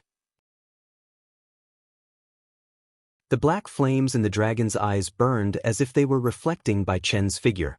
Immediately after, the dragon's mouth opened, and a deep, thunderous voice suddenly came from the snowstorm. It was the black dragon speaking in human language. "He's smarter than you." Hakushin Jinkuan suddenly raised his head and looked at the black dragon with a pale face. Then he laughed bitterly and said to True Lord Tianlan, "You're audacious, reckless, and rebellious. You've gone far beyond what Master and I warned you about back then. Now that things have come to this, you're actually arrogant enough to let this monster out. Aren't you afraid of being punished by the heavens?" When he said the last few words, Hakushin Jinkuin's voice was like thunder. Every word rumbled as if he wanted to shout angrily to wake up true Lord Tianlan in his eyes. However, Tianlan frowned slightly and said calmly, "This bewildering fog formation has already surrounded the sky. No matter how loudly you shout, it won't be heard." Hakushin Jinkuin's expression was solemn. Suddenly, his expression turned cold as he said, "I've lived for a long time and have enjoyed all kinds of honor and glory. It's nothing even if I die here today. But I just want to ask you one thing, junior brother. Why are you acting so recklessly without any regard for anything else?" He shook his head in pain and pointed at his chest. "Could it be that you've done so many things just to fight with me and kill me?" True Lord Tianlan's expression was as calm as water. No changes could be seen in his heart. Even when Hakushin Jinkuin questioned him sternly, he did not reveal any expression of guilt, regret, or fear. He just stood there calmly and finally smiled. "Senior brother, you're old. You won't understand me," he said indifferently. "No one in this world will understand what I want to do. I don't expect you to understand me either. In life, a good man should do what he wants. Even if the sky falls and the earth shatters, he should still look down on everyone and do as he pleases." Tianlan didn't say these words out loud, but Bai Chen could tell from his expression and eyes that he was serious. They had been brothers for so many years. No one in this world would understand this junior brother better than him. If there was someone, it would probably be their master, ancestor Tian Hong, who had already passed away. Hakushin Jinkuin did not say anything else. After taking a deep breath, the anger on his face quickly dissipated. Wind and snow appeared behind him and gradually condensed into a white snowstorm. The pride and power of a divine transformation stage true lord would never end so easily. The withered old man straightened his back and looked coldly at the burly bald man in front of him, as well as the even more terrifying black dragon. He suddenly sneered and said proudly, "Do you think that releasing the black dragon and plotting against me will make me bow down to you?" The black fire in the black dragon's huge eyes flickered and seemed to burn brightly. However, true Lord Tianlan, who was below the dragon's head, stared at Hakushin Jinkuin for a moment and suddenly shook his head. "Senior brother, you're afraid." Hakushin Jinkuin was furious and shouted, "Nonsense! I have the protection of the mountain spirit on this winter peak today. Although that evildoer is ferocious, he has been suppressed for thousands of years. How can he have any combat power or divine ability? Come, let's fight to the death. It's still unknown who will emerge victorious." True Lord Tianlan smiled and slowly waved one of his arms. The thick fog floating behind him suddenly retreated and even the huge dragon's head looked down at him. An incomparably tyrannical power slowly emanated from his body. It was pure yang and as warm as the sun. At first, there was a faint golden light. Then, the light grew brighter and brighter like the rising sun with thousands of golden rays. The endless wind and snow melted and retreated in front of this golden light. He was like a god in the golden light and a blazing yang qi gushed out, making it hard for people to look at him directly. Hakushin Jinkuin's expression changed drastically. His pupils constricted and he said bitterly, "Positive yang art. You've actually mastered it?" In the golden light, a scorching yang qi rose, forming a sharp contrast with the icy wind and snow on Hakushin Jinkuin's side. Within the light, true Lord Tianlan's deep voice sounded indifferently. "Master has long said that I'm much more talented than you in terms of cultivation." Right after he said that, the golden light shone brightly and pounced towards Hakushin Jinkuin. Hakushin Jinkuin roared furiously and the wind and snow howled as well. The two perfected lords finally began their final battle in the deep fog of the night.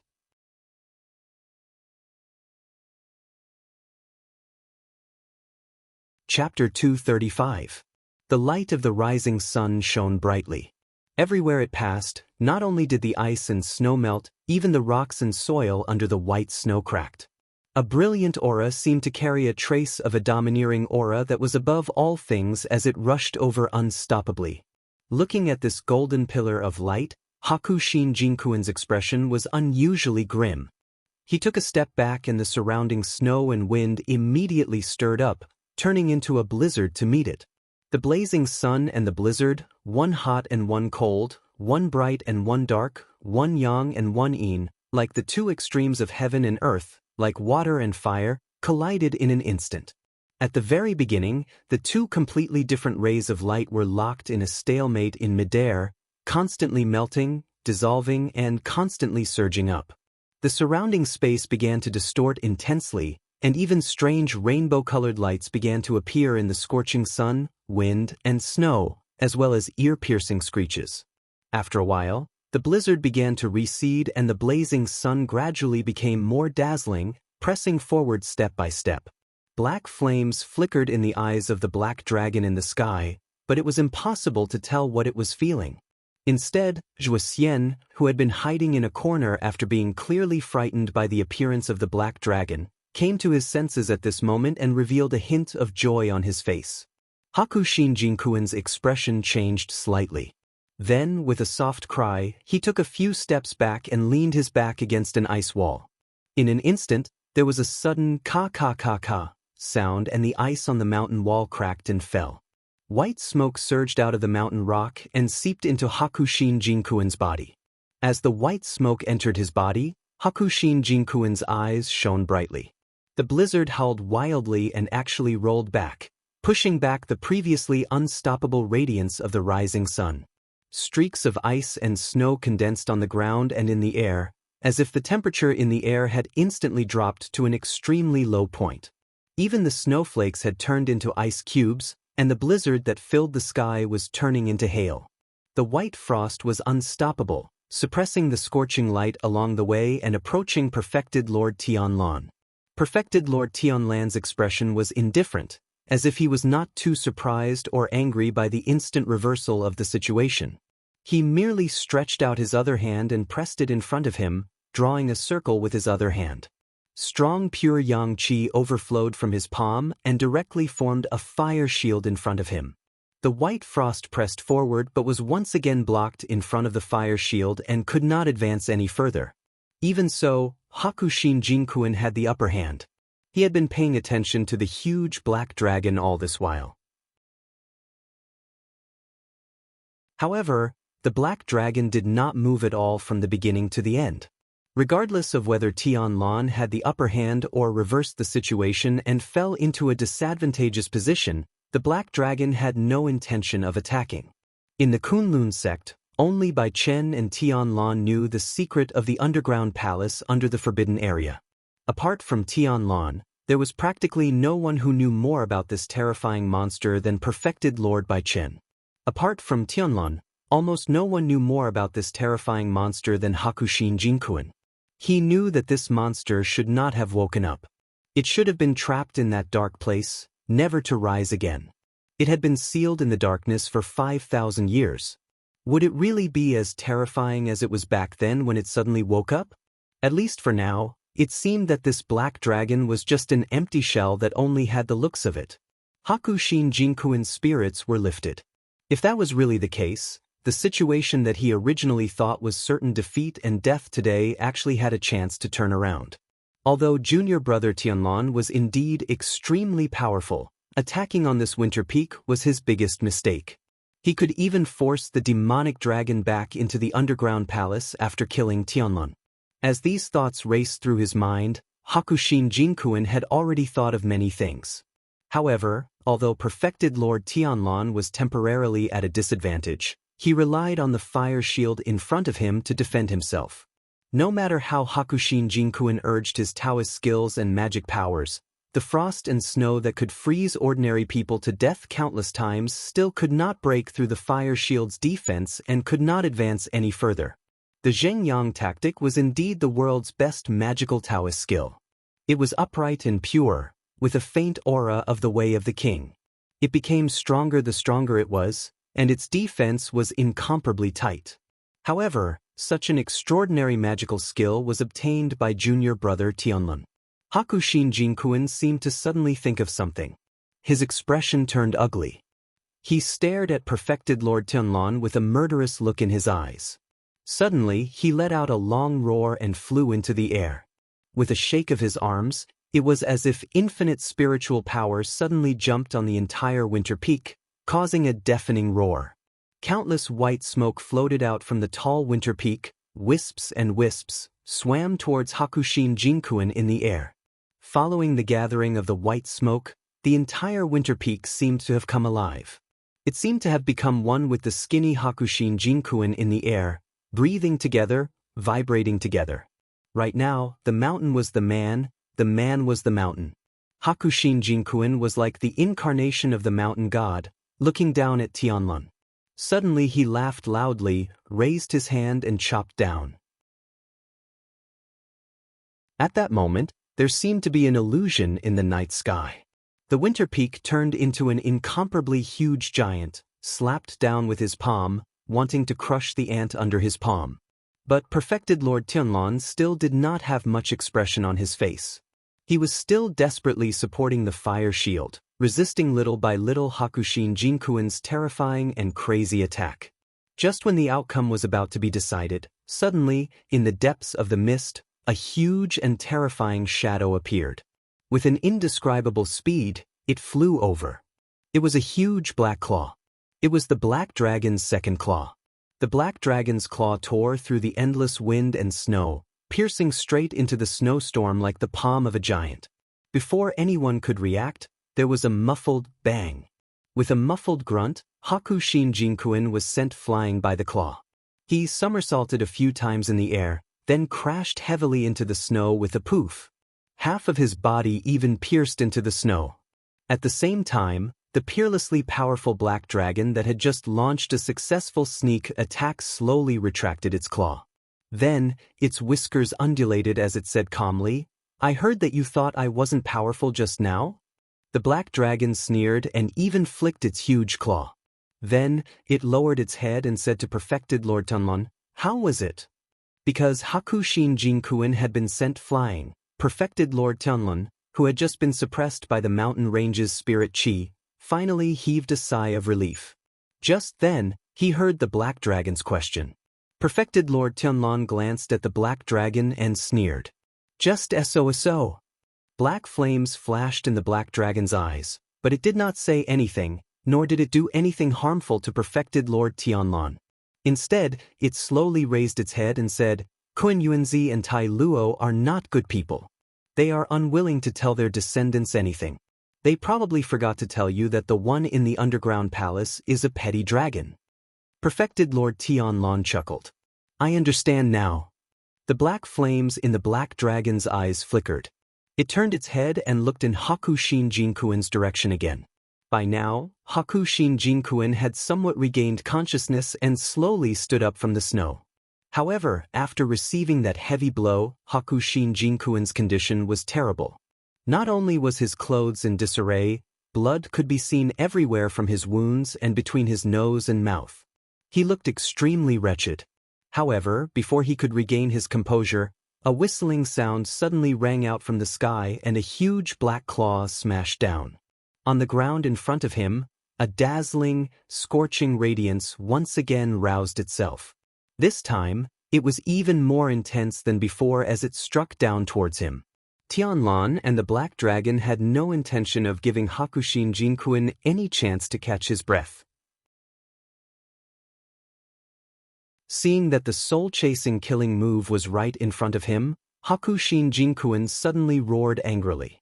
His clothes instantly tore apart and all the ice and snow on his hands, feet and body rose into the air, blocking the two monsters' powerful strength. However, the enemy he was facing was too powerful. Or rather, it could be said that not only were they powerful, they were also exceptionally cunning, decisive and determined. The black dragon's giant claws kept smashing at the snowstorm. Every time its claws landed, a large piece of snow and ice would be shaken away. On the other side, Lord Tianlun was silently activating the positive yang tactic with all his might. With a terrifying power that could melt hard iron, he corroded the snowstorm one after another.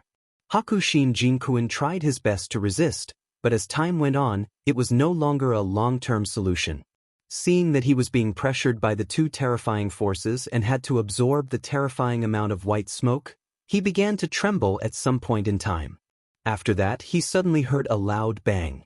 Bai Chen's body suddenly flew backward, and she slammed heavily into the stone wall the next moment. Immediately, ice shards danced in the air, and shattered snowflakes fell from the sky with a hint of desolation. The outcome had been decided. Hakushin Jinkuin was bleeding from his 7 orifices. He was severely injured, but even so, his will seemed to be as firm as steel. He slowly stood up. He opened his blood-stained eyes, panting and laughing bitterly. Suddenly, a hint of madness flashed across his face. With a backhand slap, he directly pounced on the mountain wall with his flesh and blood. The white smoke frantically surged into his body, but Hakushin Jinkuin did not stand up again. He only looked up at the sky and laughed maniacally. He roared, "You're delusional enough to want my immortal cave abode? Dream on." Boom. A strange sound came from the winter peak. Perfected Lord Talon suddenly raised his head and glanced at the peak of the mountain. His expression instantly became abnormally ugly. The huge mountain was no longer affected by the snowstorm, but everything on the mountain seemed to have shattered at this moment. Rocks of various sizes kept falling from the mountain. However, the rumbling thunder did not come from the clouds in the sky. Instead, it came from within the winter peak. Hakushin Jinkuin laughed maniacally. "You're still coveting my treasures? Dream on, junior brother. What I will give you is only a collapsed ruin." He roared furiously. All of a sudden, Bai Chen's entire body swelled up and kept expanding. When he reached a certain size, his flesh and blood suddenly exploded, turning into countless splatters of blood. At the same time, the entire winter peak shook violently. Immediately after, a large amount of dust rose into the sky. More and more rocks fell from the mountain. The ground began to crack, and the entire mountain began to collapse. One of the peerless peaks in the sky actually collapsed and fell to the ground today.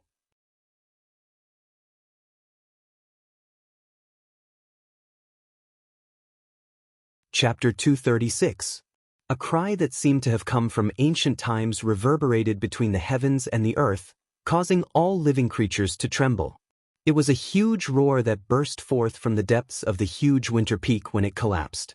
At the same time, countless strong rays of light shot out from the mountain, rushing towards the boundless world of darkness in all directions.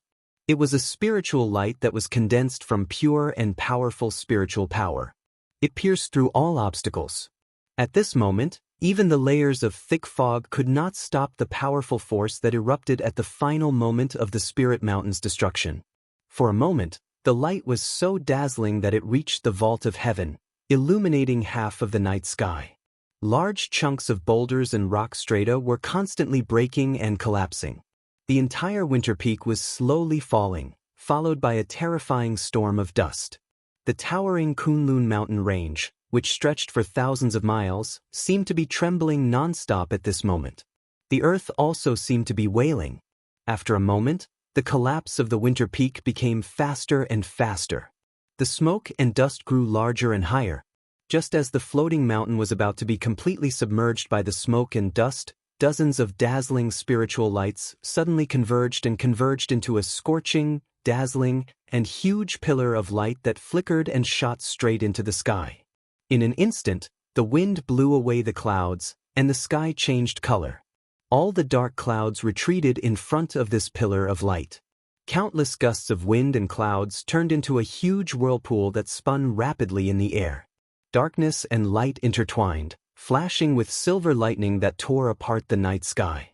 Then, accompanied by an earth-shattering noise, a wave of light surged in all directions like a raging wave. All the dark clouds were scattered, and the wind and rain suddenly stopped. In the deep and gloomy night, in this originally stormy night, the wind and rain suddenly stopped. Then, a rare yet strangely enchanting scene appeared in the middle of the night. A bright moonlight sprinkled down from the vault of heaven. In the pitch-black night sky, a full moon hung above the 9 heavens.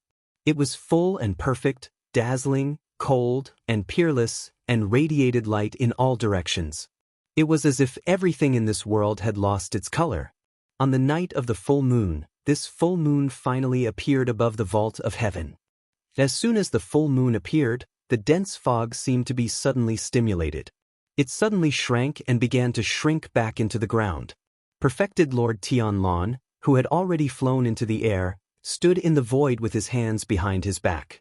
A strong gust of wind blew past him, causing his loose robes to flutter loudly. He looked like an immortal. Beneath his feet was the ruins of the winter peak amidst a sea of dust.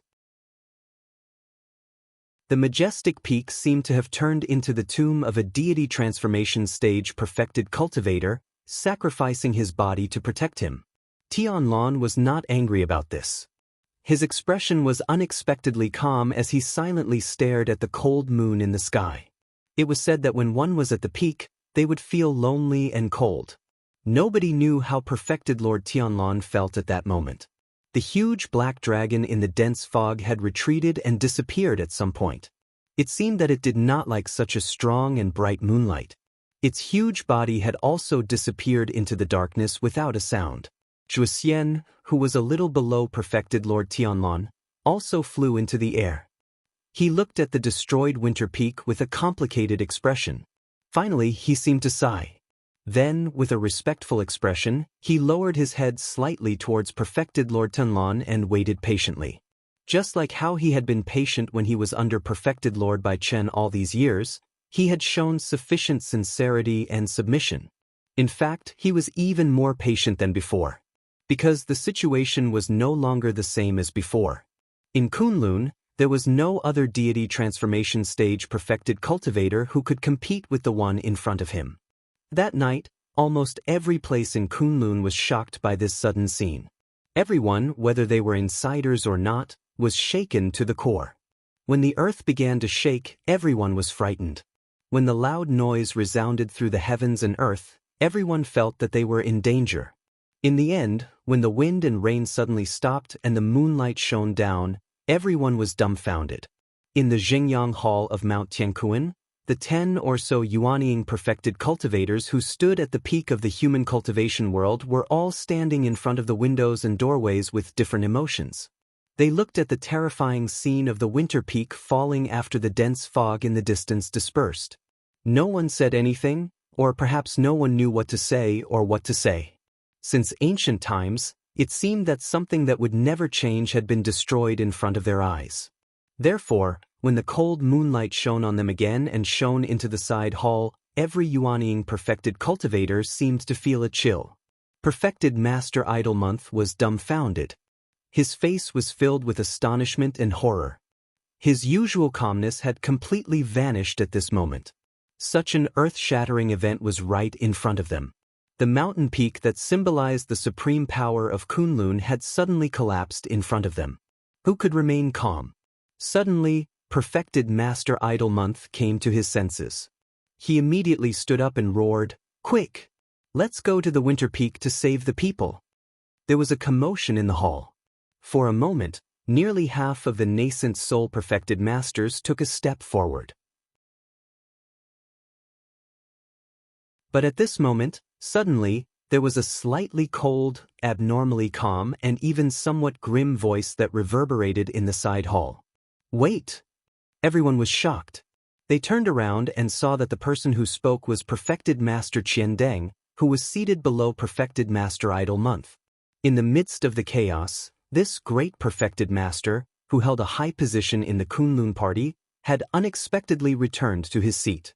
He sat steadily, calmly, as if he was an old tree that had taken root, not moving an inch. There was not the slightest trace of shock on his face at this moment. His face was calm as he slowly opened his mouth and said, "Senior brothers and junior brothers, I think we should start this small meeting. As for those who haven't arrived yet, there's no need to wait any longer." As soon as these words came out, the crowd suddenly burst into an uproar. Even though each and every one of the Yuanying perfected masters were well-mannered, their faces changed at this moment. They looked at perfected Master Qian Deng in horror. "You!" Perfected Master Idle Month was filled with anger. He pointed at perfected Master Qian Deng and was so angry that he couldn't speak for a moment. Even his fingers seemed to be trembling. At this time, someone beside him also came back to his senses and immediately rebuked Perfected Master Qiandeng for not seeing the big picture. Perfected Master Qiandeng didn't defend himself. He waited for the surrounding people to quiet down a little before he calmly said, "Marshal Uncle Tenlun will be here in a while. When that time comes, it's up to you to decide what to do and what to do next." After saying this, he closed his eyes and no longer spoke. The surrounding hall instantly fell into a deathly silence. Perfected Master Idlemonth's face was ashen. His body slightly trembled and a trace of despair finally appeared in his eyes. The cold moonlight sprinkled on the hall's floor, like frost and snow. The speed at which the weather changed was simply inconceivable on this night. A moment ago, it was still raining cats and dogs, and in the next moment, the clouds suddenly parted and the rain dispersed, revealing a bright moon hanging high in the sky. It truly caught one off guard. In the dense forest, from the darkness where one couldn't even see their own fingers in front of them to the sudden disappearance of the water flow and the sprinkling of moonlight, it only took a moment. In the moonlight, Lu Chen and White Lotus suddenly saw each other. They were both taken aback and took a step back. Lu Chen looked up and saw an unusually bright round moon hanging in the sky. He was extremely shocked, but what shocked him even more was that in the depths of Kunlun Mountain, the mysterious power that resonated with the black fire in his body had actually reached an unimaginable level of intensity. White Lotus suddenly cried out in alarm and took 2 steps back. Then she pointed at Lu Chen and said in surprise, You, what's wrong with your eyes? Why is there a black fire burning?" Lu Chen was shocked. This black fire was his most meticulously guarded secret. It could be said that in this world, other than the mute black dog, almost no one had seen or knew about this black fire. At this moment, under the stimulation and attraction of that strange power, he actually couldn't control the power in his body for a moment. The black fire surged up and suddenly appeared in his eyes. Revealing the black fire in his eyes, such a strange appearance, looked like a ghost. Obviously, it was not a supernatural power that could be possessed by the Kunlun party. At that moment, thoughts turned in Lu Chen's mind. The murderous intent on his body fluctuated silently. But at this moment, White Lotus's expression changed slightly. Suddenly, her body shook and she looked into the distance. She saw the huge change that seemed like the sky was falling and the earth was splitting. She saw the scene of the winter peak falling and collapsing. She seemed to be stunned for a moment. Then, she let out a scream and shouted, "Teacher!" Before her voice died away, her whole body shot out like lightning and rushed in the direction of the collapsed winter peak. Her body was so fast that after a few turns in the forest, she was about to disappear from his line of sight. When Lu Chen saw her body move, his face darkened. He subconsciously took a step forward, as if he wanted to make a move. At that moment, a cold wind suddenly blew in the forest. Drops of moisture and water splashed everywhere. A cold light flashed in the eyes of White Lotus, who was in the middle of running, and she seemed to look in his direction. A faint light was faintly discernible in the palm of her hand. In Lu Chen's eyes, the black fire burned fiercely. The moment the two of them brushed past each other, they both seemed to hold their breaths and did not move. It was as if they were overflowing with killing intent, but in the end, they slowly suppressed it. In that inexplicable moment, the two of them separated in the blink of an eye. White Lotus flew away and did not look back. Lu Chen watched the young girl's back disappear into the darkness of the night. Then, he slowly turned around and looked at the earth-shattering change under the bright moonlight in the distance. His expression was complicated. After an unknown amount of time, he raised his head to look at the bright moon in the horizon. Suddenly, he turned around and walked outside. There was a low sigh from his mouth, as if a question of doubt was left in this dark forest. "Why didn't you come?"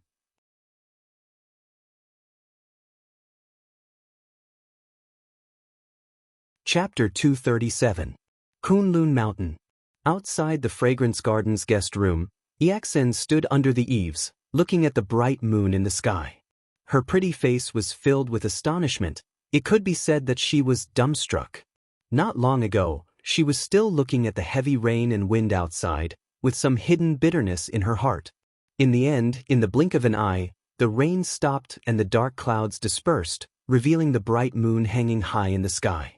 She had lived for more than 10 years and had never seen such a strange phenomenon. For a moment, she felt that her brain couldn't wrap around it.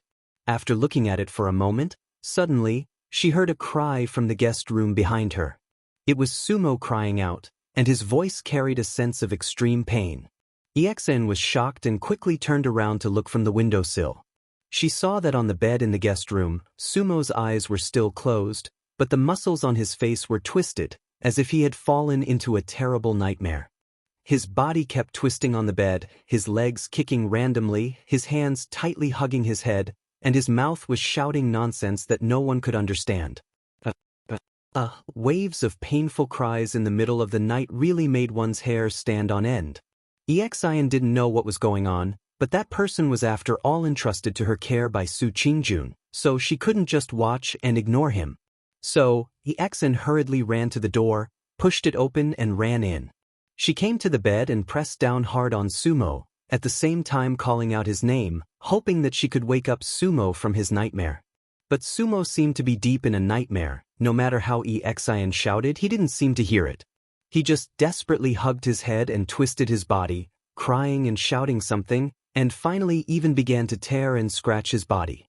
EXIN was shocked and quickly reached out to press down on Sumo's hand, but Sumo's strength seemed to be much stronger than usual in this kind of dream.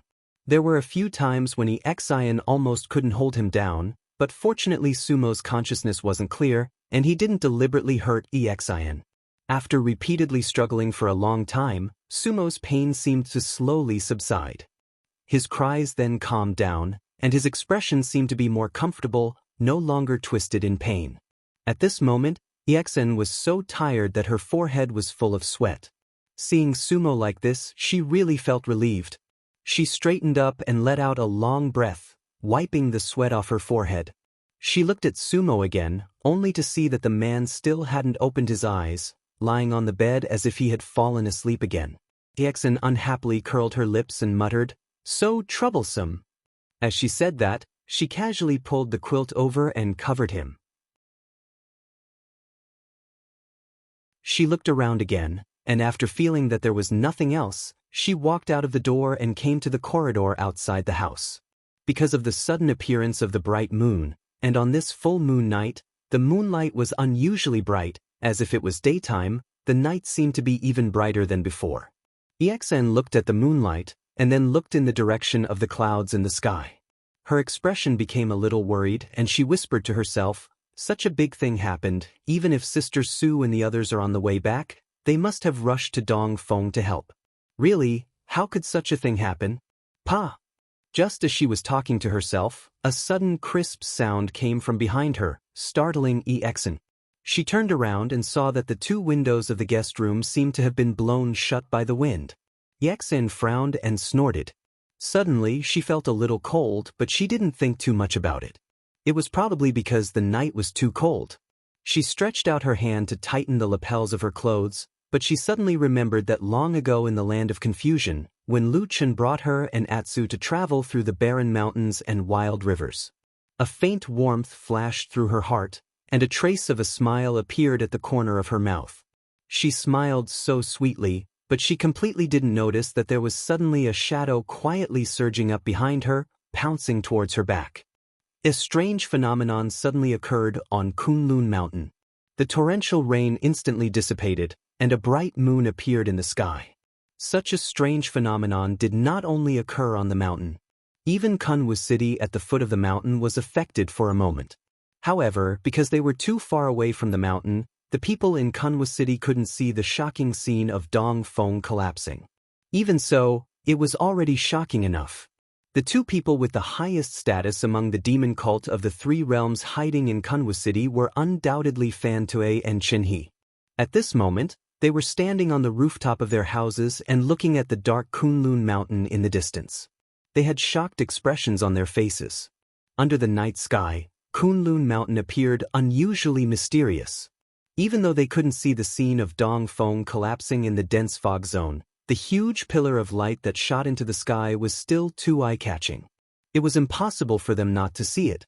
Fan Te muttered, "What exactly happened on this mountain?" Why is there such a strange phenomenon? Chen He shook his head and said, I don't know. This is also the first time I've seen such a shocking phenomenon in my life. Fan Tui's expression suddenly changed. He said to Chen He, could it be that the mysterious brother in the Kunlun party has done something shocking? Chen He was stunned for a moment. A strange expression appeared on his face. He wanted to deny it, but after thinking about it carefully, he didn't dare to deny it so recklessly. In the end, he could only let out a bitter laugh and said, I really don't dare to make wild guesses about this. However, something big must have happened on the mountain that we don't know about. After a moment of silence, Fan Te suddenly clasped his hands together and said, such a shocking phenomenon must be extraordinary. If a treasure has appeared, it must be a rare treasure or an ancient divine weapon. If someone has mastered a technique and displayed a strange phenomenon, it must be a divine technique or a divine weapon. No matter what, we can't ignore it. I'll immediately mobilize people to rush here and order our spies on the mountain to investigate and see what exactly happened to the Kunlun party. Chen He thought for a moment and said, that's fine too. After saying that, he seemed to have sensed something and turned his head to look around. Under the night sky, he saw that on the roofs and walls of many houses in Kunwa City, there were some indistinct figures standing on high places. They were all looking in the direction of the Kunlun mountain range. Clearly, they were also alarmed by the strange phenomenon that had happened not long ago. In a place even further away from Kunwa City, on a nameless mountain peak in the wilderness, the long and narrow slope at the top of the mountain was littered with the corpses of demonic beasts. Blood flowed everywhere, and flesh was badly mutilated. It was a terrifying scene that resembled the purgatory of the underworld. At the highest point of the mountain peak, on top of a large rock, this most primitive, most barbaric, and most undisguised life and death battle, which was beyond the line of sight of humans, had also reached its final moment. The black dog had bitterly held on until the very last moment. It had blocked off all the greedy demonic beasts that coveted its flesh and blood. It had kicked and bitten to death every obstacle that blocked its path. When it finally reached the highest point of the mountain peak, the sky was raging with a storm. The moon on the night of the full moon that it had been looking forward to the most was nowhere to be seen. Fate was like an evil hand, tightly clutching the black dog's throat, making it unable to breathe, making it groan in pain, making it struggle madly, making it feel like success was within reach, but it seemed like it was about to fall short of success at the last moment. No one could endure such painful torture. It was the same for dogs. The black dog angrily and even madly roared at the pitch-black rain, but it was of no use. As the last of its strength gradually disappeared in the cold wind and rain, the two demonic beasts below, who had been waiting until the very last moment with terrifying patience and astonishing strength, finally began to slowly walk forward. The greedy aura could no longer be suppressed, and the sound of salivating could be heard. Atsu had lost all its strength, and even the blood on its body seemed to be about to run dry. It could only fall to the ground, no longer looking at the ferocious demonic beasts that were closing in on it. Instead, it stared blankly at the dark sky, not even making a sound. Just like that, it silently waited for the arrival of death. The only eye of the black dog was shining with a lonely green light. Perhaps at this moment, it was still thinking about Lu Qin. Perhaps it was still thinking about how wonderful it would be to be able to stay by his side. A scarlet tongue and gleaming fangs drew close to Atu with heavy panting. Atu struggled for a while but still fell to the ground. Everything seemed to be destined. Until, in the night sky, in the boundless darkness, suddenly, a ray of light fell. A ray of bright moonlight. The dark clouds dispersed, the wind and rain stopped, and the bright moon leaped out from behind the dark clouds, hanging high in the night sky. The cold and clear moonlight sprinkled down quietly. Whether it was Atsu or the ferocious demonic beasts, they all looked up at the sky in horror. But after a moment, suddenly, a dull and strange sound came from the black dog. It was a kind of crack sound, like the sound of bones rubbing against each other. Under the moonlight, it was so clear that it was a little scary. Atsu suddenly raised its head, and the green flame in its eyes gradually brightened. The greedy demonic beasts, who were close at hand, suddenly began to tremble slightly. They felt a strong aura that they had never felt before, suddenly emanating from the seemingly dying black dog in front of them. The cold night wind blew, and all things crawled. The black dog's body made strange sounds one after another, as if all the bones in its body had been broken and then reconnected themselves.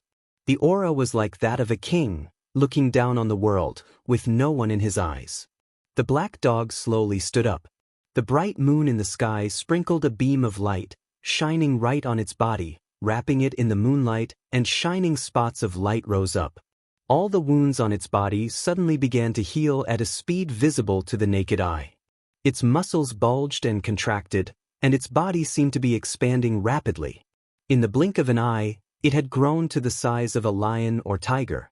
Atsu's spirit was quickly recovering, and it even glanced coldly at the two demonic beasts that retreated. With two wails, the demonic beasts fled, leaving behind a mess of blood on the ground. Atsu seemed to be disdainful, not caring at all. It stood at the highest point of the mountain, looking up at the sky. Suddenly, it raised its head to the moon and let out a long and mournful howl. The sound shook the wilderness and echoed between heaven and earth. A woo!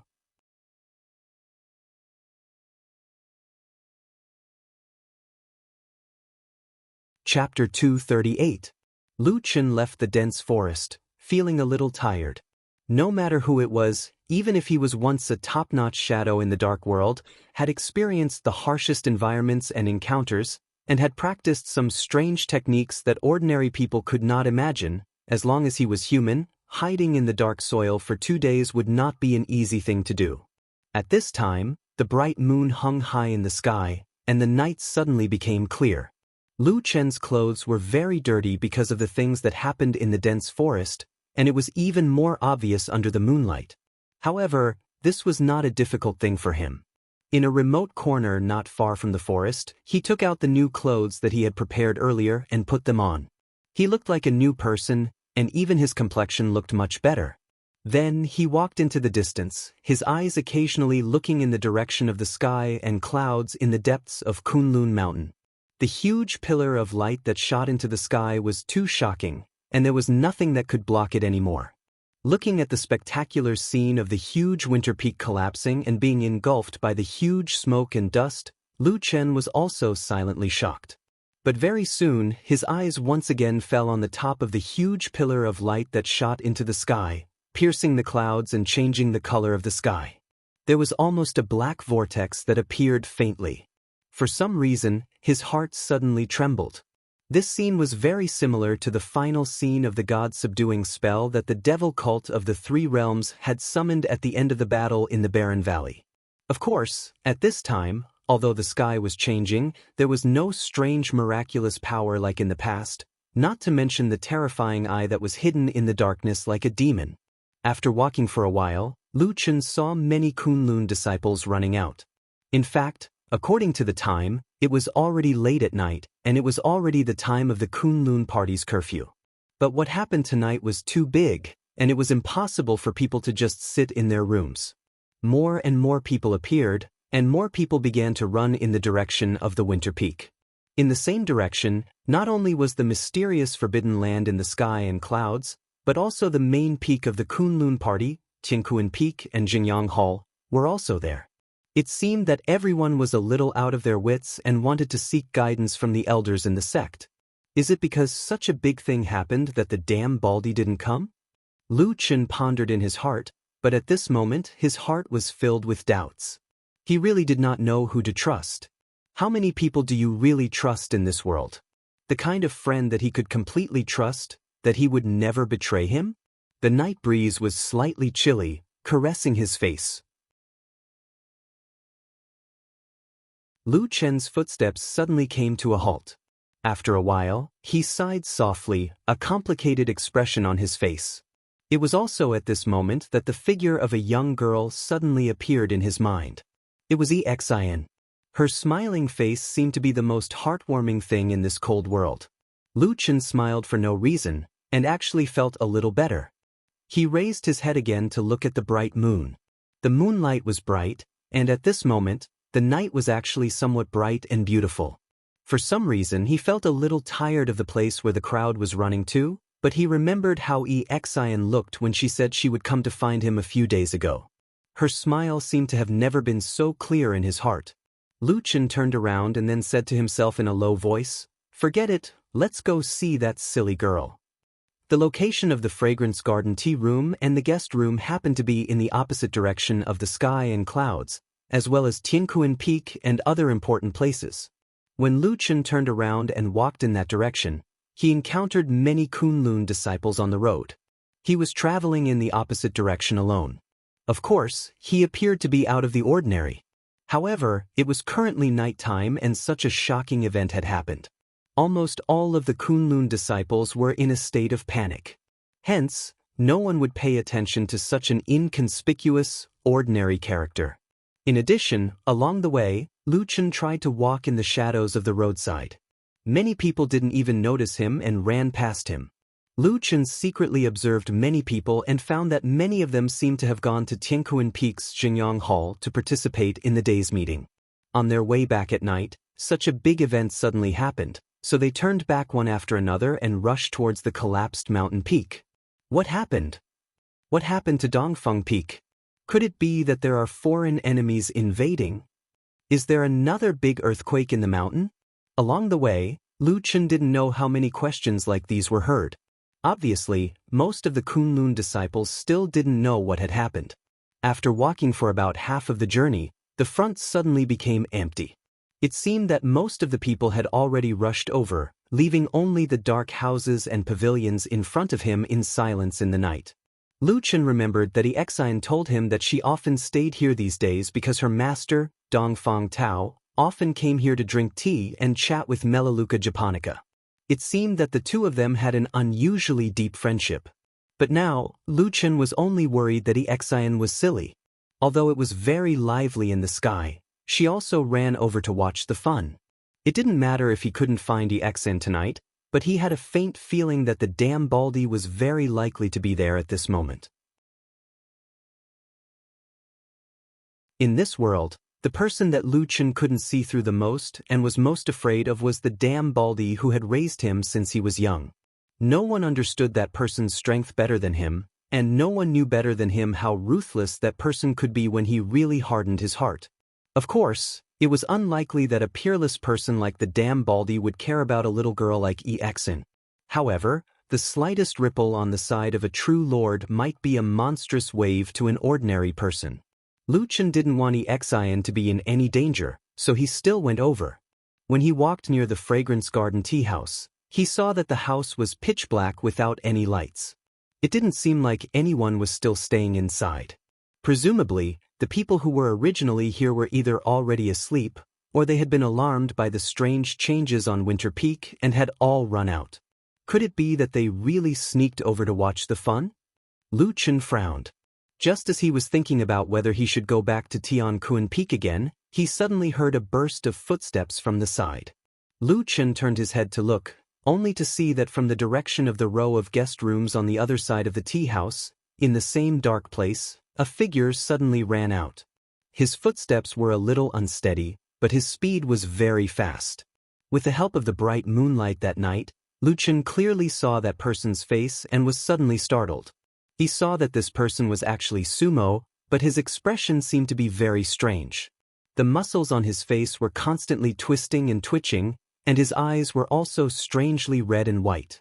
At the same time, there were all kinds of expressions of fear and dread on his face, as if he had seen the most terrifying thing in the world, and he couldn't stop gasping for breath. When he ran out, Sumo seemed to also see Lu Chen standing alone on the other side. His footsteps slightly paused, and a trace of murderous intent floated in his eyes. Lu Chen's face darkened. He had been displeased with this young master Sumo for a long time. If it wasn't for that woman, Su Qingjun, he was afraid that he would have already made a move on Sumo. But in reality, even with Su Qingjun around, Lu Chen didn't really intend to completely let bygones be bygones with Sumo. He had asked old Ma to privately inquire about the daily whereabouts of the Su family just to vent his anger. So in this cold and cheerless night, when there was no one around, when Sumo seemed to show hostility towards him, not only did Lu Chen not shrink back in fear, but his eyes lit up and he suddenly took a step forward.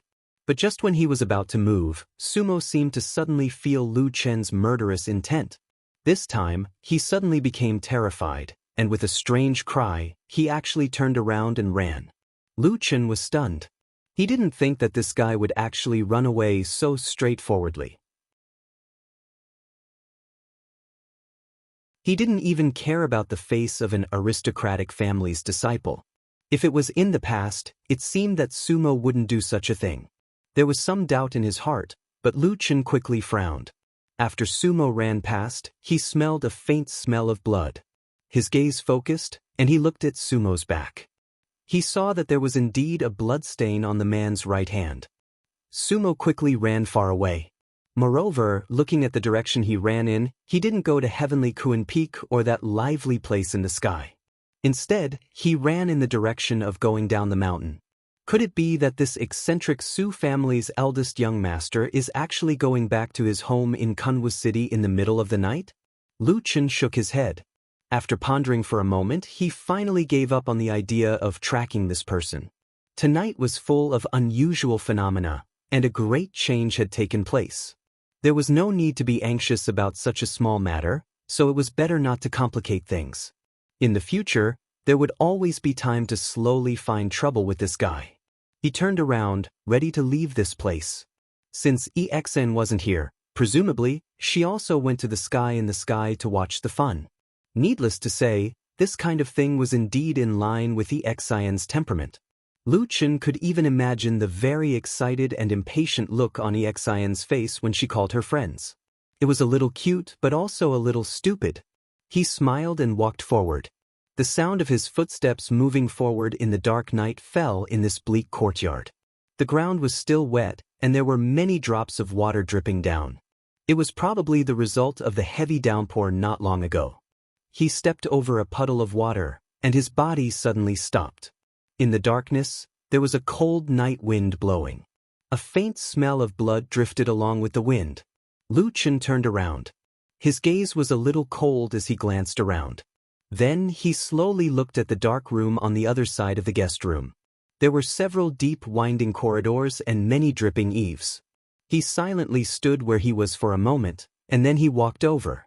The moonlight shone on his body, elongating a dark shadow.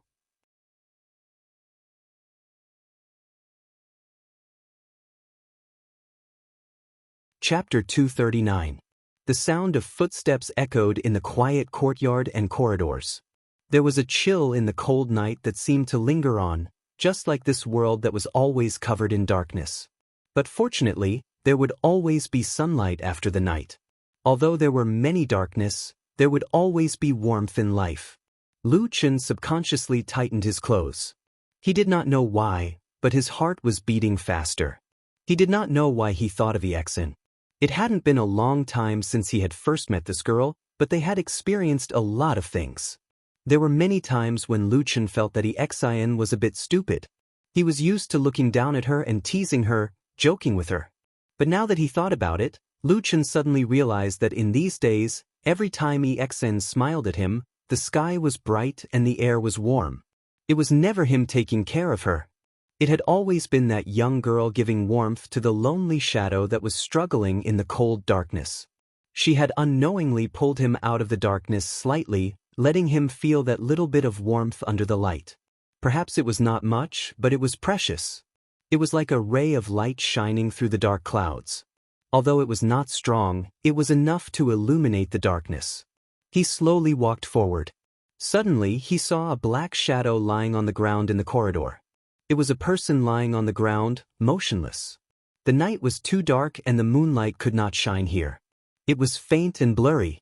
Lu Chen could not see the person's face, but his heart suddenly beat faster. He felt that the figure was somewhat familiar. His mouth was dry. Was it nervousness or fear? Lu Chen did not know and did not have time to think about it. He held his breath and slowly walked over. Suddenly, he found that the smell of blood in the surroundings suddenly became stronger.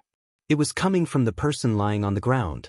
An ominous premonition slammed into his heart, But perhaps his years as a shadow had long tempered his will into steel. As if he had lost the soft emotions of an ordinary person, Lu Chen did not scream or even lose his mind. He was like a cold and emotionless shadow as he slowly and cautiously squatted down beside the person and reached out to flip her over. When his hand touched that person's body, he suddenly felt a moist sensation on his hand. Immediately after, that person's body moved a little and suddenly raised his head. He looked at Lu Chen and called out, "Brother Lu?" Lu Chen's body trembled. Looking at Xian's pale face, he suddenly felt his body relax, as if there was a heavy burden on his heart. He was even slightly absent-minded for a moment before bursting into laughter. Xian looked at him strangely and asked, "What are you laughing at?" Lu Chen's tears seemed to be coming out from his laughter. He waved his hand and said, "Nothing, nothing, I just want to laugh when I see you." Xian mumbled something, no one knew what she was saying. Lu Chen, on the other hand, let out a long sigh of relief. He felt that everything that had happened tonight was insignificant. He felt that the night was very beautiful, the moon was very round. Perhaps the world was not completely dark. He laughed to himself. Then when he looked down, he saw his palm, the hand that he used to push Xian's body. His smile suddenly froze on his face. Under the moonlight, his hand was blood red. His palms and fingers were dripping with fresh blood. "The ground is so cold," Xian complained. Then she wanted to sit up, but she had only raised her body halfway when she suddenly lost her support and fell backwards. Lu Chen caught her and let Xian lean into his arms. He glanced at Xian's body. Her clothes were intact and there seemed to be no wounds. Then he looked at his own body. The clothes on his chest that she was leaning on were soaked with blood in just a short while. His face suddenly paled. He looked even paler than Xian's face. There was almost no blood. He carefully held Xian and moved his body forward a little. Then he looked at her back. His gaze was stunned. His body began to tremble slightly. Then he was silent. He slowly stretched out his hands and once again embraced Xian in his arms. Xian leaned comfortably on Lu Chen's chest and let out a long sigh. Her voice sounded a little low, but there was still some of her initial naivety. She said, "What happened? You don't seem to have any strength left." Lu Chen gently hugged her. His lips moved slightly. Then he said softly, "It's okay. I just need to rest for a while." Xian said, "Oh." She looked very obedient. It seemed that she had returned to the time when she was with Lu Chen in the land of chaos. She was obedient to everything he said. Lu Chen looked at her. A deep and inexplicable pain flashed through his eyes. But his expression seemed to be calm. He said as if nothing had happened, "Why are you lying on the ground?" "I don't know." Xian pouted. She looked a little angry. But soon, it seemed that she didn't even have the strength to be angry.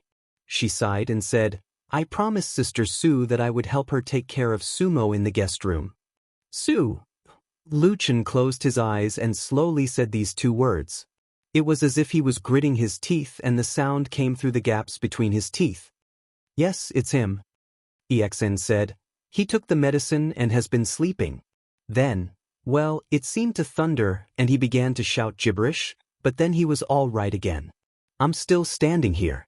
I think of you, Brother Lu. Oh, the moon is good today. Hey, why is there a moon? Isn't it raining? Why did I faint? I don't know." Her voice became softer and softer. Her eyes began to close slowly. It seemed that she was very tired. Lu Chen looked at the girl in his arms. He seemed to have thousands of words in his heart, but he couldn't say a word. Xian's slender eyelashes moved. She opened her eyes again and said softly, "Why do I feel a little uncomfortable?" Lu Chen stood up silently. He carried Xian and walked forward, leaving this dark world. Then he said calmly, "It's nothing. You're a little injured." "Injured?" Xian seemed a little surprised. But she seemed to be too tired. She didn't think to see where she was injured. Lu Chen repeated gently to her. Then he smiled and said, "It's just a small injury. It's nothing." "Oh, I don't want it," Xian suddenly cried softly. Don't what? Lu Chen asked her. At the same time, he had already walked out of the corridor and walked down the mountain. Yexin frowned. She seemed to be afraid and disgusted. She pouted and said, I don't want that kind of bug. You used to always put bugs on me. It's disgusting. Lu Chen's footsteps paused. He continued to walk forward. At the same time, he said softly, Okay, don't put that bug juice on me. Besides, I can't find that kind of thing now. Yexin suddenly seemed happy. She smiled. But her whole body slowly leaned against his chest. She said softly, Brother Lu, I'm a little cold. Lu Chen's hands tightened. He held her in his arms. At the same time, a drop of water fell on Exion's white face. Exion's eyes seemed to be a little blurry. But she still felt it. She shook her head and said, Hey, it's raining. Or are you crying? Brother Lu? Nonsense. I've killed countless people. I have a heart of stone for more than 10 years. How could I cry? Lu Chen said with a smile. He walked forward. Then, a drop of water fell from his cheek and fell on Exion's chest. Exion answered. She seemed to completely believe Lu Chen's words. But after a moment, she asked again, Brother Lu, can you cure my injury? I said it's a small matter. The medicine will cure it. Don't worry. Lu Chen said. But I don't want to stay here. Exion said. I'll take you away. Lu Chen said immediately. His tone was as firm as steel, as if this was the right thing to do, as if everything was only natural. Where do you want to go? Lu Chen asked. Exion's head was completely leaning on his chest. Her eyes were slightly closed. Her face was so pale that it seemed to be transparent. The breath in her mouth was also weak. But it seemed that she still didn't want to sleep. She still wanted to talk. So she persisted and woke up again. She forced her eyes open and smiled at Lu Chen. I want to see my parents, Exion said. Let's go now. Lu Chen held her and suddenly sped up. But after a moment he suddenly felt something. He looked down and saw that Exion's eyes were open. She was staring at his face. What's wrong? Lu Chen suddenly didn't dare to look at this pair of pure and clear eyes. He looked away. Then he heard Exen whisper, Brother Lu, you lied to me again. I didn't, Exen suddenly interrupted him and said, I saw it. You were crying so sadly. Under the moonlight, the man's face was covered in tears. He shook his head and gritted his teeth, trying to laugh. But each laugh turned into a hoarse whimper. He wanted to beat his chest and yell at her, but he didn't dare to look at her eyes again. Under the moonlight, he held the girl and staggered forward. He was like a stray dog that had lost its home. He crazily wanted to grasp the last bit of hope, but in the end, he couldn't stop the girl and that warmth from leaving. Her pale hand reached out and Exen wiped his face, wiping away some of the tears. Then she complained to herself, although her voice was very soft and low. I haven't even gone to the Heaven Vault Cloud Realm. In the end, even the mountain has collapsed. How boring! Her voice gradually became lower and finally couldn't be heard. Lu Chen's footsteps instantly stopped. He watched as that hand slid down from his face and weakly slid to the girl's side. He was dumbfounded. He slowly raised his head and looked at the deep night sky, as well as the cold moon. The black fire once again burned fiercely in his eyes. A terrifying and ice-cold murderous intent leaped out from the darkness like the shadow of a demon, emitting a soundless howl towards the darkness. The night, the deeper it got, the colder it got.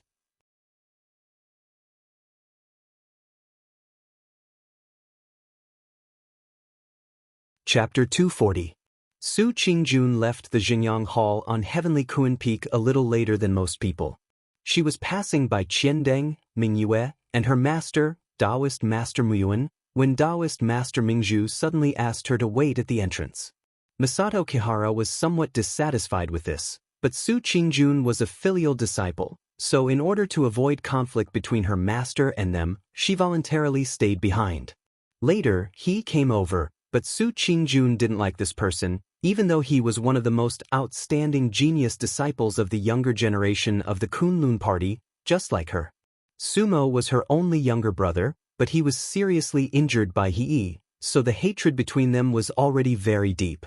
Moreover, Su Qingjun could more or less feel that although he usually didn't do anything out of line, including looking at her with a peaceful gaze most of the time, he also had a feeling of disgust towards the Su family.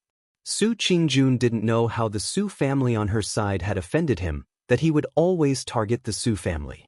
Perhaps it was because of He Gang's death a few days ago? In retrospect, He Gang's death was indeed a little strange. No matter who saw the timing of his death, they would suspect that the Su family secretly did it to vent their anger. But Su Qingjun herself knew that the Su family didn't do it. After leaving Xingyang Hall, Su Qingjun was worried about Sumo, who was still unconscious in the Fragrance Garden's guest room, so she rushed all the way back. But halfway there, she heard a loud noise, just like countless Kunlun party disciples, and then witnessed the most shocking change in the Kunlun Mountains in 1,000 years. Strange peaks fell, the mountains collapsed, and a terrible and huge pillar of light soared into the sky. It was a scene of doomsday. The entire Kunlun Mountain was in an uproar. Everyone in the Kunlun party was in a state of panic. Countless people rushed out of their houses and rushed over there. Su Qingjun was also in the crowd. At that moment, she was also shocked. Then, when she saw a large number of people rushing over, she involuntarily followed them into the sky. For such an earth-shattering phenomenon, something unimaginable must have happened. It might even be related to the survival of the entire Kunlun sect. Because it was the winter peak where Hakushin Jinkuin's Immortal's Cave was located among the clouds in the sky. What the hell happened? She also wanted to know. After returning to Tiankuan Peak's Xingyang Hall with the flow of people in that direction, Su Qingjun soon found that things seemed to be more complicated than she thought. The elders of the Kunlun party were indeed experienced and knowledgeable. They did not panic in the face of chaos. In a short while, several Yuaning Jinren came out to calm the crowd. At the same time, they kept issuing orders, and soon, the situation was under control. The crowd slowly calmed down, but there were many people as smart and astute as Su Qingjun. They quickly noticed that something was not quite right. Such a big event had happened, but the head of the Kunlun party, Idle Month, did not come out to command the overall situation. Even though everyone knew that he should definitely be in Xingyang Hall that night. The Yuaning Jinren who came out to command and calm the crowd were mostly from the Baichao Tang branch. Su Qingjun even saw her own master, Masato Kihara, among them. When the bright moonlight suddenly appeared in the sky, she could clearly see her master's face brimming with excitement and a smile. Even his voice and movements when he was giving orders to others had unconsciously become confident and at ease. Su Qingjun had some guesses in her heart, but she was not too willing to believe in her intuition. Therefore, she had been standing in the crowd and did not go forward. After staying on Tiankuan Peak for a while, she found that those Yuaning Jinren had no intention of arranging for people to go to the clouds in the sky. She then quietly left. The moonlight was very bright, but the night was equally dark. The Kunlun mountain range, which had just experienced an earth-shattering change, seemed to still be shrouded in darkness. Su Qingjun walked quickly towards the direction of the Fragrance Garden. As she walked and walked, there was no trace of other people on the road. Seeing that she was about to reach the mountain peak where the Fragrance Garden was located, Su Qingjun's footsteps suddenly stopped. She felt a slightly fishy wind blowing from the mountain path ahead. Immediately after, a human figure suddenly appeared. A man staggered down from the mountain path ahead. His expression was one of panic and fear, as if he had seen the thing he was most afraid of in his life. It was Sumo. Su Qingjun was shocked and quickly went up to greet him. She called out, "Sumo, what happened to you?" Sumo's body trembled. Her eyes that seemed to be in a state of confusion and blankness suddenly seemed to clear up a little. She stopped and looked towards Su Qingjun. After being stunned for a moment, she suddenly called out in a hoarse voice, "Sister?" Su Qingjun ran in front of her and looked at Sumo's disheveled appearance with astonishment. She said, "You're awake. Are you feeling better? Why did you suddenly run down the mountain by yourself?" Sumo stared blankly at her. After a while, she said, "I'm fine. I want to go home now and tell father and mother this good news so they don't have to worry anymore." Su Qingjun hesitated for a moment, but in the end, she still nodded. The Kunlun party couldn't be considered too peaceful tonight, so going to her home in Kunwa City could be considered a safe place. She immediately said in a soft voice, "That's fine too. You can go. I have to first thank the elders for saving you. I'll also go back to see you later. Right? Isn't Exine looking after you?" She's now. Before she could finish speaking, she saw Sumo suddenly turn around and run away with large strides, looking as if he was very anxious. Su Qingjuan's words were stuck in her mouth for a moment. Soon after, she frowned and looked at Sumo with some surprise. There was a bit of doubt in her eyes, but perhaps it was because she saw him running as if he was flying and seemed to be really well, so she relaxed. After standing in place and thinking for a moment, she decided to continue up the mountain. In any case, Dongfang Tao and Melaleuca japonica, the two elders, had treated her younger brother, Sumo, so she had to thank them in person. Little sister Exen had helped her greatly, so she also had to go and thank them. In fact, it was reasonable to say that Sumo should also stay and thank them. However, since this good-for-nothing brat ran away by himself, she would have to complete these things herself. She sighed softly, shook her head, and walked up the mountain. The mountain path was undulating and curved, and the moonlight shone through the gaps between the branches of the forest, shining on her beautiful face. In the darkness of the night, there was a bit of coldness. After walking for an unknown amount of time, probably halfway up the mountain, Su Qingjun suddenly heard the sound of footsteps coming down from the mountain. The footsteps sounded especially heavy, and the sound paused, as if they were stepping on the bottom of her heart, drifting out in the darkness, trampling through the original silence of this place. Su Qingjun stopped in her tracks, a little surprised. As the footsteps approached, she saw the figure walking in front of her. Her eyes suddenly widened, and the surprise on her face instantly turned into inconceivable shock and fear. A person walked down the mountain path. To be exact, it was a person holding another person's body.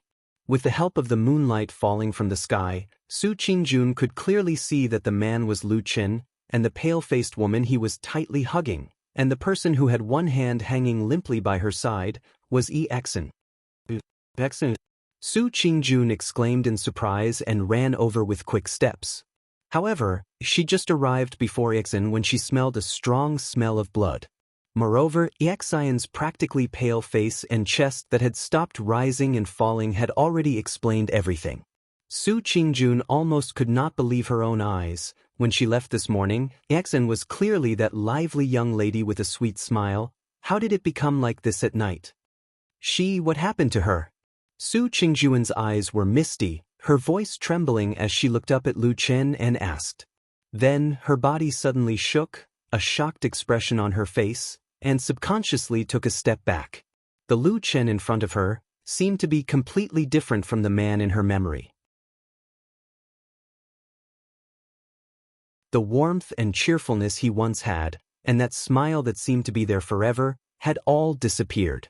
Right now, Lu Chen's face was solemn, expressionless, looking like it was carved out of stone, cold and full of killing intent.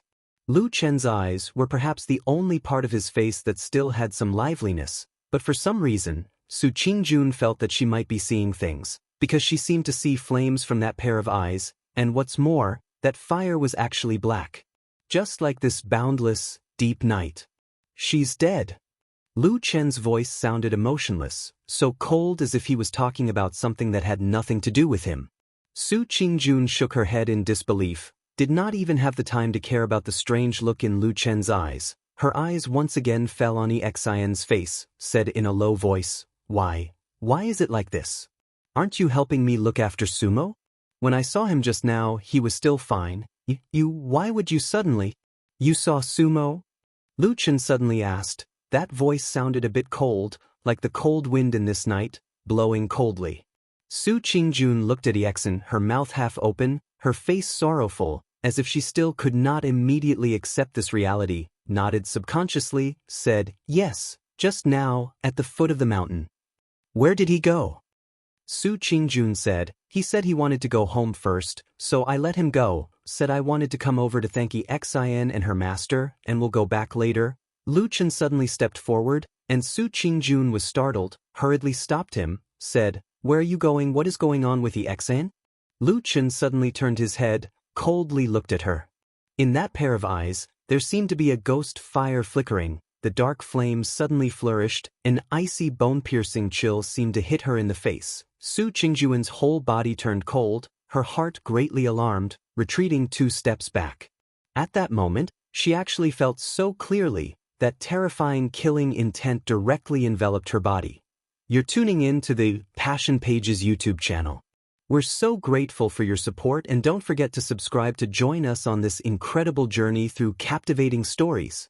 Your generosity through donations truly makes a world of difference, as it's the primary source of revenue that allows me to expand and enhance this channel for you.